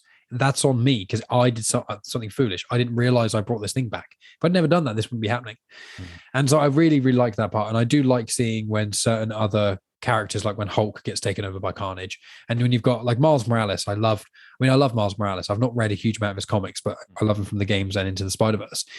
But when he's getting taken over by Carnage and he's trying to fight Carnage, and you've got Spider-Man, and when Spider-Man finds out when Peter Parker finds out Miles Morales, he's just like, no, not Miles. Yeah. And you've got that bit when he's like, I can't even try and hurt him because it's his body. I don't even know if we're going to be able to get him out of this. I don't know if he's going to die. And he's got this worry of like more and more people turning, and it's becoming so hopeless because it's like before is you fight one Carnage and that's hard. That's very difficult. You need a whole gang of superheroes just to take him down. This is like, you need a whole gang of superheroes just to not die. And there's swarms of Carnage coming at you. And he's just, the more he's consuming, the more strong he's getting. So the more energy he can put. And like, as you said, with Norman Osborn, he literally becomes the original Carnage. But the other Carnage is so beyond that. And he even says it to Venom at one point when Brock eventually gets back with Venom and they're kind of more powerful and things. And they fight him and he's like, you can't even hurt me. I'm literally a god now. I've spoken to the real God. I'm literally becoming God. And when he absorbs Venom from Hulk. Is it from Hulk? He absorbs Venom from Eddie and things. And then you get Eddie having to use the Carnage codices in that machine. And then he becomes the thing. And then they fight, and it's that big old, super mega ultra power up. Yeah. And they fight. Like, it was really cool. And I like that. But the end, when there's a few panels before the end, and you've got Cletus, and he's like, you're running out now, Brock. What are you going to do? Because you can kill me and you absorb the symbiotes, but this is going to wake up Null, or you keep your son alive and it won't, you let your son die and you won't do it. Who do you choose, the world or your son? And he's like, I choose my son. And you're like, oh no. And it's the thing he slices, and then you see like Carnage like laughing as he's dying. And you're like, I think he says something like, if I lose, I win. And if I win, I win. Yeah, exactly. And you just see that moment, and you're like, oh no. And no. It's the moment where you it's like the no turning back. It's like the event horizon. You're like, fuck. I've massively fucked up. And you're just like, this whole thing was a build up, and Cletus still wins, and he's this despicable. And I like seeing Cletus when the symbiote strips away, but you see it like on one of the first issues when Venom electrocutes him. And you've just got, and I think Dylan sees him or someone sees him. It's like, what's wrong with his face? And he's like, he's literally dead. Like this is, it's like a corpse of like skin. Emaciated corpse. Just like, it's like he's not even a live being anymore. It's just Carnage inhabiting his corpse vaguely. It's just a consciousness now. It's more like we were saying earlier, he is the symbiote. The symbiote is him. It's again, the complete symbiosis. And you wouldn't have that you like, because you've in the movies you've got that version of Carnage. You can't have this version in a way. Whereas Brock is the opposite in the comics. Yes. That's why I like it. In this is you've got in Absolute Carnage is one, and Brock is so separate. He's almost the opposite around to what it was in the movie. Yeah, it's weird. It's so, but yeah, I guess it's interesting in its own way. Yeah. But I think because Brock still sees himself as a monster as well. Yeah. And he knows, like, he's a monster before he was with the symbiote, and he's a monster after. Like, he was going to kill himself before the symbiote went on him. Yeah. And then becoming part of the symbiote, he knows what it is, and it's like almost like an addiction for him. He can't live without it. He has to have the symbiote, has to have the power. And when he didn't have his symbiote on for several of these issues, he's like, he's still fighting. Like, that's what I quite liked. He's like, I'll get some gear. I've got the gear from the guys from the jury, I think they were called in the 90s. And he's like, I'm just going to start kicking ass, and he's still going for it even without a symbiote. And then he realizes he's going to have to bond with a symbiote again. But obviously, there's always superhero stories where they're like, "Oh, the power's been stripped from me," and it's like, "Oh, great, I'm free." And then it's like, "No, actually, I need it to defeat this villain that's turned up." And obviously, the inevitable happens. Like the Thing does that a lot. It's like, "Oh, I'm cured, but no, I've got to become the Rocky bastard again to I just beat call me." Hulk or literally any other. There's a funny thing with the Thing, isn't it? Because he's pretty damn strong, but he's not the strongest at all. No. Most people, there's a lot of superheroes that have his strength and many more powers. So you're like, do they really need you that much? Well, he can take a beating. There was a comic years ago, Marvel 2-in-1, where he fought the champion of the universe, and everyone else got beat. Hulk, everybody, you name it. But because he's the Rocky of quite literally the Rocky of the Marvel universe, he won the boxing fight against the champion of the universe. The champion of the universe. That sounds like it was written by a 5-year-old. Hey, it's classic. You leave it alone. When was it released? 70s. Oh no, okay. I'm more 70s. Forgiving then. Okay, I forgive. I thought you meant it wasn't last week, Mike. You said a few years ago. You said it came out a few. Did I? Well, I meant a few decades ago. Yeah, I think you meant like. Forgive me. I think you meant like 2015 or like 2010, and I was like, that's lame. 70s, yeah, that's 70s. Like probably better than a lot of the villains. Rather than before I was born, later. Before either of us were born, that comic was written. So fair play. It might be a little hokey, but is it hokier than a GVG? A good vibes guy. Who knows? Is there anything else you want to say about Maximum Carnage? Was there any other moments, characters? Because Captain America pops up, doesn't he, as the cavalry again, as he always does in this as well, much like in Maximum. He does a great job there. I like that. I was going to say one of the bits I actually liked is, once again, it's the clone wars, the similarities, is that there's mind control on both of them in a certain way. So in Maximum Carnage, you've got Shriek causing chaos and like making people act on their most aggressive impulses. Basically Kingsman, the first movie. And then in this one, it's like, he's literally taking over their entire bodies and is amassing an army. And there's parts in Absolute Carnage where pretty certain it is Absolute Carnage, where he's building those kind of mounds of like flesh, I think it is, or symbiote goo or whatever it is. Spire or something. It makes me think of like this Absolute Carnage is like the Thing body horror. That's what I really like about it. And I only watched the Thing for the first time last Christmas, Halloween just gone. Oh God, I love that film. Yeah, so I've heard it's one of those many films I've been meaning to watch for ages. I've had it on Blu-ray with the prequel that I haven't yet watched. I've had that on Blu-ray for ages, like 4 or 5 years. I just keep never getting around to watching it. And we watched it, me and Megan, and we're like, this is fucking great. It is. It's that sort of thing where it's so well done because the practical effects look so good still. It doesn't age badly in the same way. Have you seen The Fly? David Cronenberg's The Fly? No, I haven't actually. That's your next one. Go for that. Okay. Yeah. It's fucking disgusting. It is, yeah. Gina Davis. Yeah, I think I've seen like parts of it. I think I've seen, clips and things like that, but I haven't seen the whole thing. But I like that. And that's what Absolute Carnage is a lot of, when you've got this mound of just flesh. Yeah, it's very Lovecraftian, isn't it? There's a lot of like Lovecraftian ideas going on there, and this dark god that doesn't care for you beyond the veil, that's just going to come and just complete chaos and complete madness. So yeah, there is a lot of those kind of elements that kind of filter through.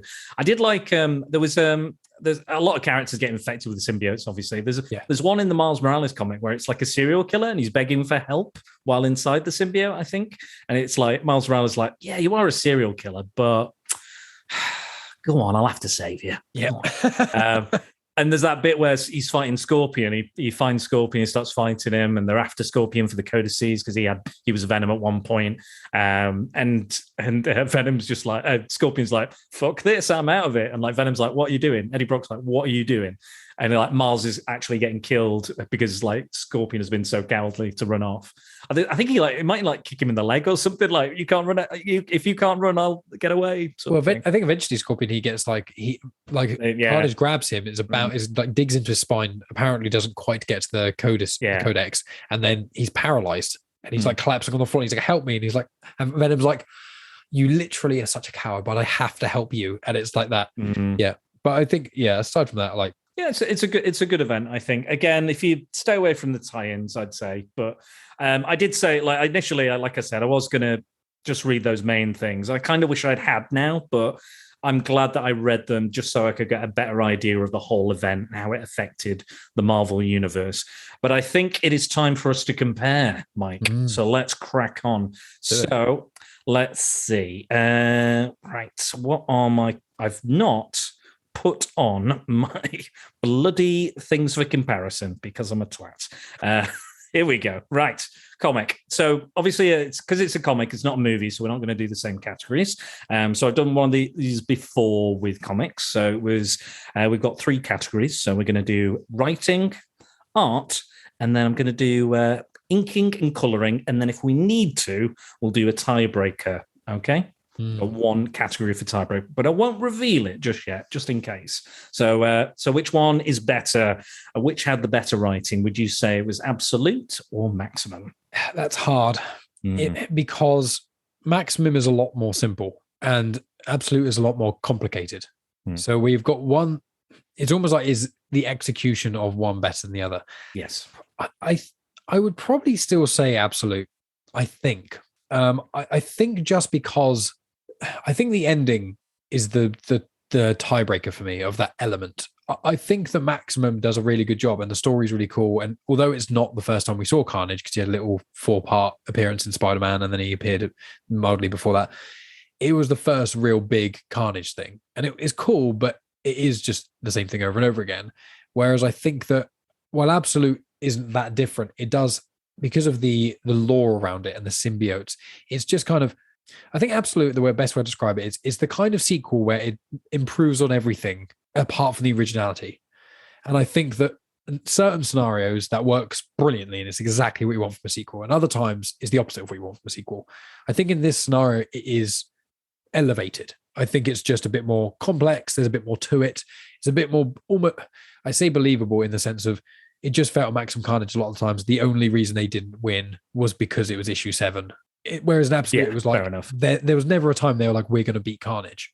There was never a moment and they kept messing it up. It was like, we just need to regroup and figure out what we can even do. It takes them to like issue 4 before they even know what they're doing. Yeah. Whereas a Maximum is just like, oh, we need to beat Carnage the whole time. Whereas Absolute is a bit more complex. So on that basis, I would say that. I have a feeling, are you going to disagree? I'm not quite sure. I never make my mind up when I come into these. So I'm always still deciding. So, and again, sometimes the discussion can obviously inform my decision. I think the consistency is better in Maximum. Yes. I think just the storytelling, it has like, it might be 14 parts, but it is 14 parts that run on after each other. Yes. And they always reference the previous issue and what has just happened in the previous issues. Like, oh, well, we did this and this, and how could you say this when you just said that in the last issue? And da-da-da. You know, there is that consistency of storytelling and that follow through. Again, when I started this, you know, there's a lot of disparate elements that are setting up, like, you know, this cult of Carnage. You've got the town, you've got, you've got all the stuff going on here, and you've got the stuff going on with Venom here, and you've got Spider-Man and all these bodies being removed and revealed. And then again, that's when the repetitiveness of the story comes in for me, because it's just like, attack this guy to get the codex, attack this guy to get the codex, attack this girl to get the codex. That's basically all that is, until we kind of really get into the main event. I think the main event is not of Absolute. It's not repetitive at all, but I think almost everything around it is repetitive. Yeah, I think I agree. It's one of those where I was kind of thinking, if I'm just talking about Absolute Carnage, the 5 main issues, I think they dwarf Maximum because they are very concise. But we are talking about the event, and the event itself, not the story. If we're talking about the comic arc, the comic arc's better. If we're talking about the whole event, all 30 to 50 issues, there was just so much fluff, and it was is a lot. There should have been about 4 anthology comics, which each had like 5 or 10 pages. Like the Ghost Rider one could have been that. The random bloke could have been 1 page as a joke. You know, exactly. There's a lot of like those Spider-Verse issues where it's like, right, these characters, these inherited characters, got to go kill a Spider-Man. So they'll go and they'll kill the Marvel versus Capcom Spider-Man in like a 1-page thing, or there's an anthology book. And I think they could have done that in this, or kind of just. You know, I don't think you need a whole issue for that and a whole issue for this. Imagine Maximum Carnage now. Yeah. Iron Fist would have his own miniseries. Deathlock would have his own miniseries. Cloak and Dagger would have their own miniseries.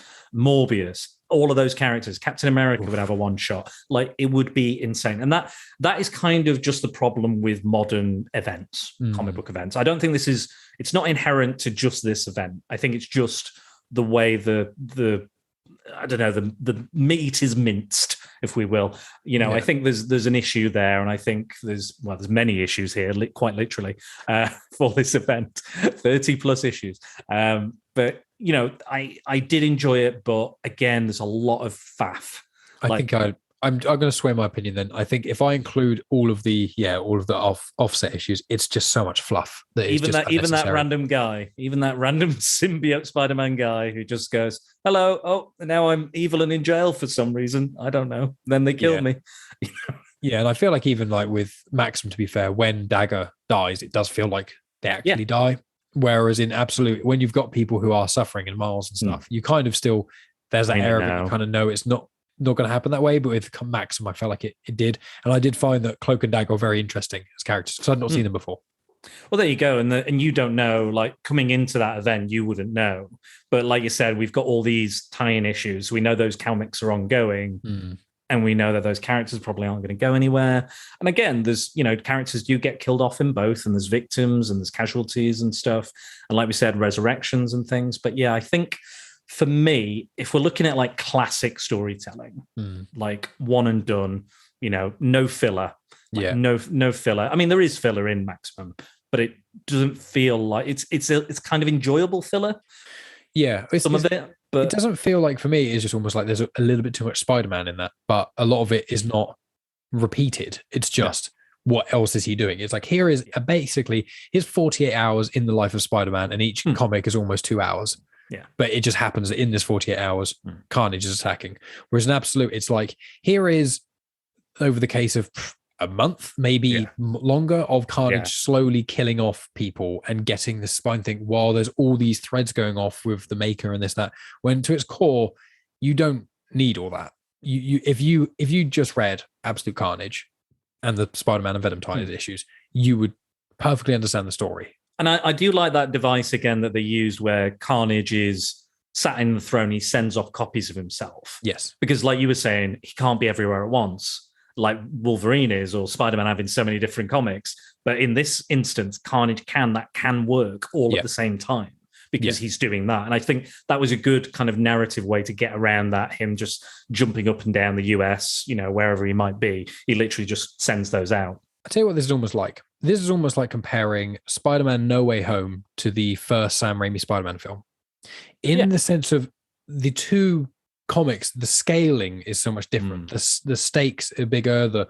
Everything is bigger and better, in air quotes. So I think when you scale up, and the problem is, I think as you scale up, you dilute it. And I think if you almost reined it, if you scaled up Maximum Carnage to that level, to the same proportions, I feel like it would be better, if you know what I mean. Like the percentage of stuff you need to read in Maximum and the percentage of stuff you need to read in Absolute, if you scaled up Maximum to the same as Absolute just by doubling, I think Maximum does win with it. It's more concise. I think there is generally less fluff.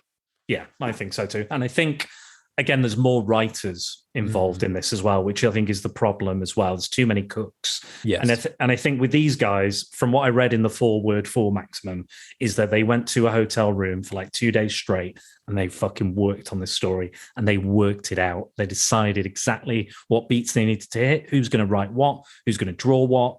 Done, organized, ready. We've got a plan. I don't think there was as much of, again, nowadays, it's not like we can, with COVID and everything, we can't get everybody in the same room all the time. It's not, people live all over the country now, writers and artists and stuff. So it doesn't really happen like that. So I understand that as well, contextually. But yeah, I think Maximum does have a stronger, more concise, more, just beat by beat, just good storytelling, I think. Yeah, I'm willing to agree with that, concede that point. Okay, right, next one. Art. Which has the better art? Now, this is a really tricky one, because the eras of the comic book are so vastly different. And the thing is, if you are almost objective, it'd be Absolute.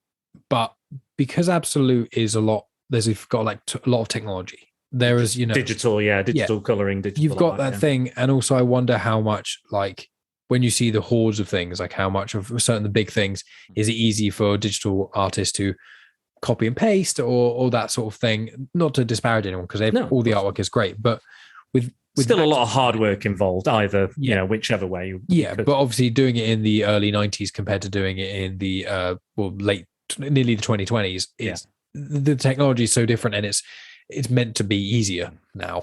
It's literally almost a different art form, isn't it? A different medium in some respects. Yeah, and the way Carnage looks, I think, in both of them, that he looks completely different, but there's something about the original Maximum Carnage. When I think of Carnage, I think of Maximum Carnage. I don't think of Absolute Carnage. I don't think of Woody Harrelson's Let There Be Carnage. Maximum Carnage, his face, what I've got on my T-shirt. Yeah, you do. That exact thing. The black and white, so black and red, and the symbiote where he's there, and it's kind of there's all bits coming off him, because like all the tendrils. Yeah, because Venom is very much, he's bold, black, smooth, and it's just black and white, and it's just muscles. Whereas Carnage is always moving. It's always this living organism, this unnatural thing, and you get that a lot in horror. You get it in The Thing, and you get it in stuff when you've got some sort of creature or being, and its skin is always writhing and moving. It's something very unnatural about that. What I like about Venom is he is a very black and white character, literally. Yes. Like, Spider-Man is guilty, everyone else is innocent. Mm-hmm. Good, bad, punish, lethal protector. This is the world. It's in plain black and white. With Carnage, he's pure insanity. So his symbiote is always moving, and it's always coming apart and doing different things, because he doesn't know what he's going to do next. He's unpredictable. And I like that is shown in those characters, even so early on.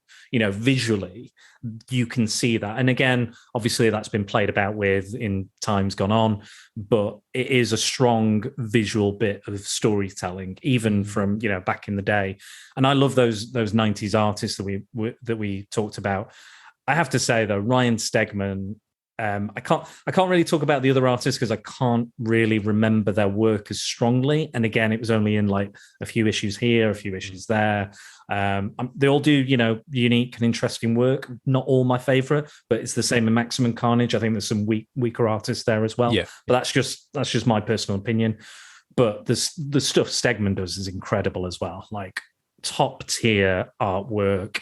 It's like you said, it's dark, it's gothic, it's grimy, it's gritty, it's disturbing. Like, I kind of wished Maximum Carnage had a bit more of this kind of lighting and the kind of just the cinematography, for lack of a better word, because it is very, obviously back in the day, it had to do it quite light on the inks and everything. They couldn't quite do what they do today with the blacks and everything, of the blacks of the color and the whites and the reds and everything. There's so much more they can do now and be more creative with that.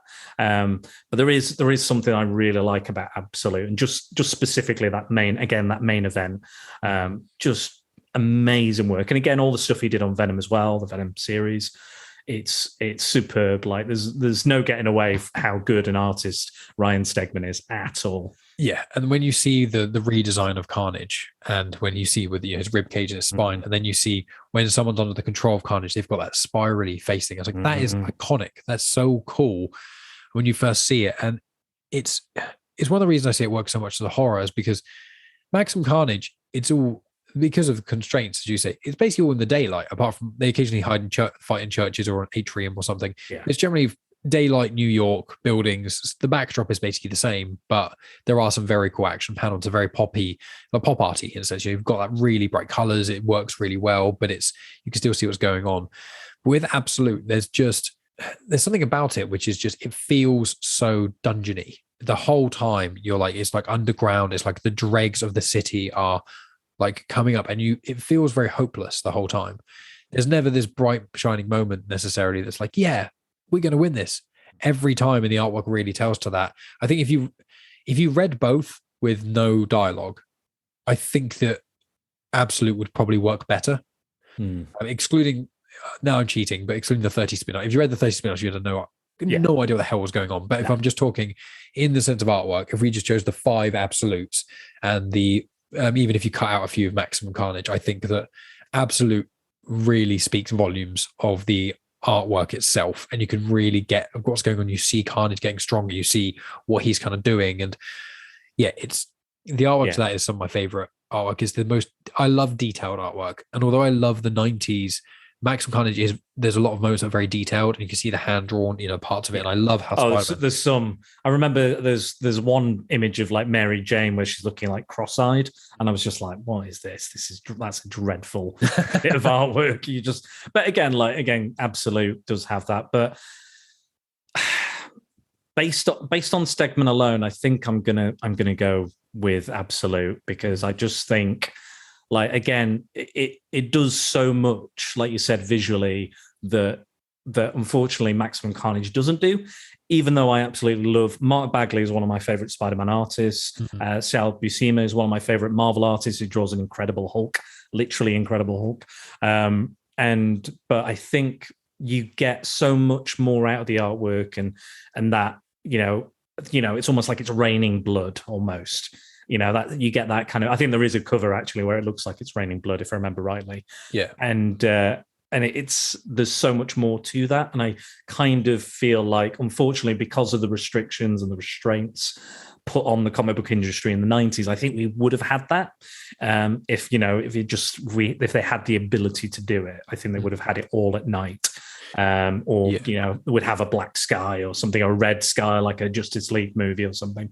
I think they would have done something like that, but unfortunately that's not the way. But I think it's got to be it for me. Absolute, my vote as well. And as you say, it's also with Absolute, it feels like the artwork is its own thing for Absolute.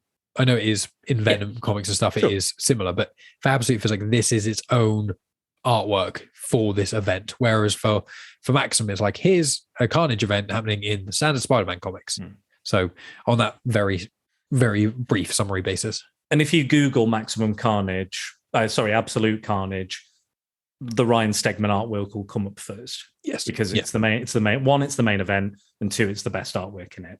Yeah, it's just 100%. Straight away, people are going to go, "Yep, that's Absolute Carnage. I recognize the artwork. It's iconic in its own right." I think it will probably age quite well. I think as Marvel events go on, I think it probably will. Again, not the tie-ins so much, but the main event, all the Donny Cates stuff, basically. Yeah, that's the bit I reread. I just reread that stuff, and I was like, it's probably why I'm thinking. It's probably why I thought maybe it's better written than Maximum, because I just skipped the majority of the other ones on the reread. That's why. I read them all, Mike. I read everything. I did read all of them the first time. But I know. Recently. Yeah, recently. No, I've read them recently. I read them all. I read them all. But yeah, no, I agree with that. I think that is the way. As the Mandalorian says, this is the way. So next one is inking and coloring. I'm gonna have to give this to Absolute as well. Yeah. Just because everything we've just said, really. I think coloring, the atmosphere, they marry up.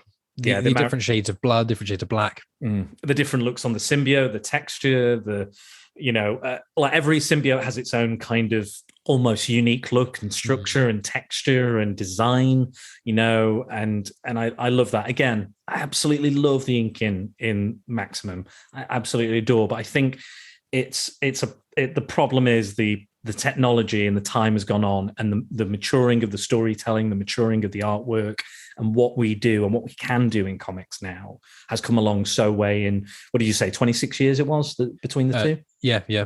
Well, that's generations now as between those two. That's a good. Well, that's almost my whole age. There you go. Well, there you go. I'm a few years older than that, but that's almost my age. So it's like that's it. Before and after Mike. That's how you can tell. The Maximum Carnage was just a bit before me. So before and after Mike. Yeah, I love that. But yeah, I'm gonna give it. I think it's a straight win. I love Maximum Carnage. I was dying to read it. I love it. But yeah, have to say it's got to go to Absolute. So no need for a tiebreaker. I'm interested what it was. I'll tell you, it was going to be world building and lore and continuity, and I think probably Absolute would have got it anyway in that respect. Yeah, lore wise, definitely. I think continuity maybe more so Maximum, but it's very hard because, as I say, I think this is very much like. This is an evolution, I think, of Absolute Carnage. I think for the character of Carnage and the events you want to do. And I think that you can tell that because if you read Carnage and Carnage USA and the Carnage 16 series and Superior Carnage, all the sort of mini-series that build up to Absolute, none of them are as strong as Absolute. Some of them, the artwork's really good and near-ish, but not quite as good. But other times the artwork doesn't really work as well. Other times the script is better, but the characters are bad or whatever. So none of them, I didn't find that many of the Carnage things I read on the lead up to Absolute Carnage, aside from Maximum, was that great. They were good. They were enjoyable, but you could kind of, it was almost like, oh, you take a bit of this one and you take a bit of that one, you take a bit of this one. It was almost like Marvel were kind of building up to Carnage to find out what didn't work so they can culminate it together. And it's almost like Absolute is what I would describe as almost the perfect reboot. When you want to reboot or remake a movie or something, you want to build on it, creating something different, paying homage to the original. You want to do it in all the right ways. Whereas what a lot of modern filmmakers do is they go, these 3 parts of the movie are iconic. Let's just copy that and vaguely build a story around it. And it's like, no, you've just wasted everyone's time and money. And they definitely, like, I think Carnage can be written really poorly, much like the Joker. If you get it wrong, you get it really fucking wrong. Yeah. And I think this story does get that, and also elevates him and changes him in a genuine way, in a way that feels right for that character. It's not like, oh, I did quite like reading. There's a Axis, the event Axis. There was a Carnage miniseries in that. And in that story, all the good guys get turned bad and all the bad guys get turned good. And Carnage tries to be a superhero, and it's fucking hilarious. Wow. You have to read it. It's really That sounds amazing. And he's like, he finds like a cop, and he's like, teach me how to be a good superhero. And he's like, I murdered all these guys. Was that good? Am I a superhero now?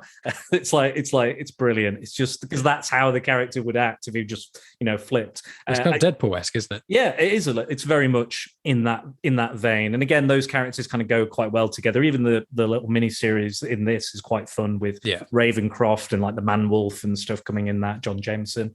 Brilliant. Yeah, brilliant events, both in their own ways. Check them out. They're available on Comixology. We don't talk about them. No, if you want to get it, fine. Go buy it. You can buy them physically as well. It's probably on eBay. Maybe you can hunt down the original issues of all of them. Well, you can get Absolute on Absolute Carnage in Forbidden Planet. I saw they'd had a collection, but it was quite expensive. I think it was about 80 quid. Or it was like a hardback. Did Marvel Unlimited still do like a free month? Did they do that? They do a free month, but also they do a thing at the start of each year which I've done it a couple of times now. We can get an entire year of Marvel Unlimited for $65, which is about 55 quid. So for £70, you can own the hard copy of Absolute Carnage, or for £60, you can have access to every single thing we've discussed in this conversation and about 90% of all Marvel comics that exist, I think. Or at least pretty much 90% of the ones you'd want to read. Yeah, the kind of, I think modern, to the most part, I think it's just the middle kind of 70s, 80s, and kind of 90s. They're not really filled in. That's where it starts to fill in the gaps. I think they're building from the top end from the beginning and just closing the gap. So yeah, like you said. But yes, we do have some listener comments. I know we've gone on a little longer than planned, but that's fine. I just want to bash through those very quickly. Do it. So I just asked generally what people thought of Venom Let There Be Carnage, or what they thought about the character itself. So Max Byrne, so at Maxi Byrne on Twitter, says the tandem of serial killer and symbiote is fantastic. Mm-hmm. So he is a big fan. Angry Andy Reviews, at Andy_review, superb villain, criminally shortchanged so far in movie form, which we've gone over. And I've got a totally new person who's commented on the Instagram. So hold your horses, Mike. He's got things to say. So Bojat_M.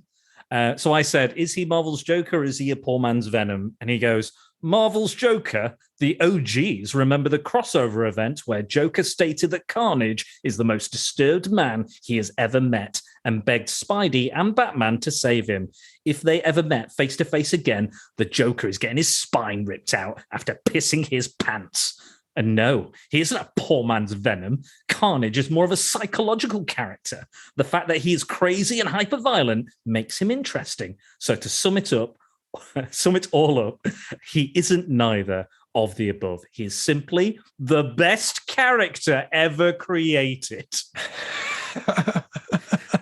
I like the enthusiasm. Yeah, he's got something to say. He's got an opinion. I don't think I share it. No, I mean, I would agree that Carnage, if he fought Joker, he would completely decimate Yeah, Joker. yeah. 1,000,000%. But if Carnage met almost any superhero, supervillain, or anything ever, bar probably Superman or Galactus, he would destroy all of them. That's the kind of the whole point of absolute carnage and stuff, is like, yeah, he's basically unstoppable. Next level. Yeah, whereas Joker's just like incredible villain, but he's not physically unstoppable, apart from that one time in Arkham Asylum game. But aside from that, one little time. Yeah, one time. Yeah, and I guess he kind of looked a bit like absolute carnage in that, doesn't he? He's got the big spine, and yeah, it's pretty and protrudings, and pretty bizarre when that happens. Yeah. Kind of interesting, but it's a video game. Yeah, and I don't think Carnage. Sorry, I was going to cut across you to talk about that gentleman's comment. I was going to say I don't think Carnage is the best villain ever. I think he's very cool. I think when he's done right with these two events, it's amazing. But it's kind of like one event. You know, there's an extreme Carnage run. I'm just like, I don't really know how they're going to raise the stakes to absolute.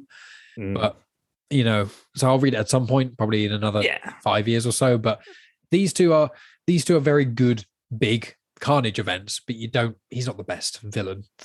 He's probably one of the most fearsome and one of the most impactful Spider-Man. But he's deadly, unpredictable, I think, as well. Yeah. You, sir, need to read the Red Goblin thing, because that's Carnage and Green Goblin put together. And I read that specifically when I was reading the Absolute Carnage. Oh, really? Stuff. Okay. Well, I do own it. I've just got to dig it out. Wherever it is, I'll dig it out. Or I'll just read off. I'll read off your Marvel Unlimited subscription, which you kindly lent me for this whole thing. I did used to have it, but I kind of wasn't reading as much. And then Comixology, I'm like, I kind of don't want to buy another Comixology, as we've been over. There's a lot of things. One last comment that was on my personal Facebook from the Podfather himself, Dave Horrocks. Obviously, I made a comment jokingly saying, "Oh, the things I do for podcasts," and said I was watching Let There Be Carnage again. And Dave Horrocks, and I tagged you in it, yeah. And you're still defending it. You're still apologizing for it. And I respect that. But Dave Horrocks said, "Actually, I love this movie. The back and forth and love story with Eddie and Venom is endearing. It's so endearing, in my opinion." I think that's like I said earlier, I think that's the best part of these Venom movies is their dynamic. But I think outside of that, it's stuff. They're not quite wasted potential. I'd say they are. They're not reaching their full potential. Untapped. Yeah, there's like, these are both 7 out of 10 movies. But they should really probably be 9 out of 10 with the source material. But yeah, no. I did not enjoy the Carnage tornado bit. I thought that was too cartoony. That was a bit too much. I was like, that's and they never used it ever again. No, exactly. I was like, he's not the Tasmanian devil. Okay, I thought that when I watched it. And I was like, and I was like, oh, he's spinning blades. People are going to be like blended for like a helicopter blade. And then, no, they get sucked into a tornado and thrown about. You're like, PG-13. You can't quite do the blood tornado. No, no blood tornadoes for PG-13. Blood tornadoes. An ixnay on the blood tornado. So, Mike, after this very long podcast, we have come to the end. So obviously you have a wonderful podcast, Genuine Chit Chat, and you're also again part of the Comics in Motion family. You've done many a podcast on there. I was listening to your cystic fibrosis superhero podcast just before with was it Jeremiah Stimple. Absolutely lovely conversation about the creation of a superhero based on himself and his own struggles with cystic fibrosis. I thought it was genuinely kind of heartfelt and touching, and you had a lot of sensitivity as well while talking to him about some of these things which obviously have affected him very deeply.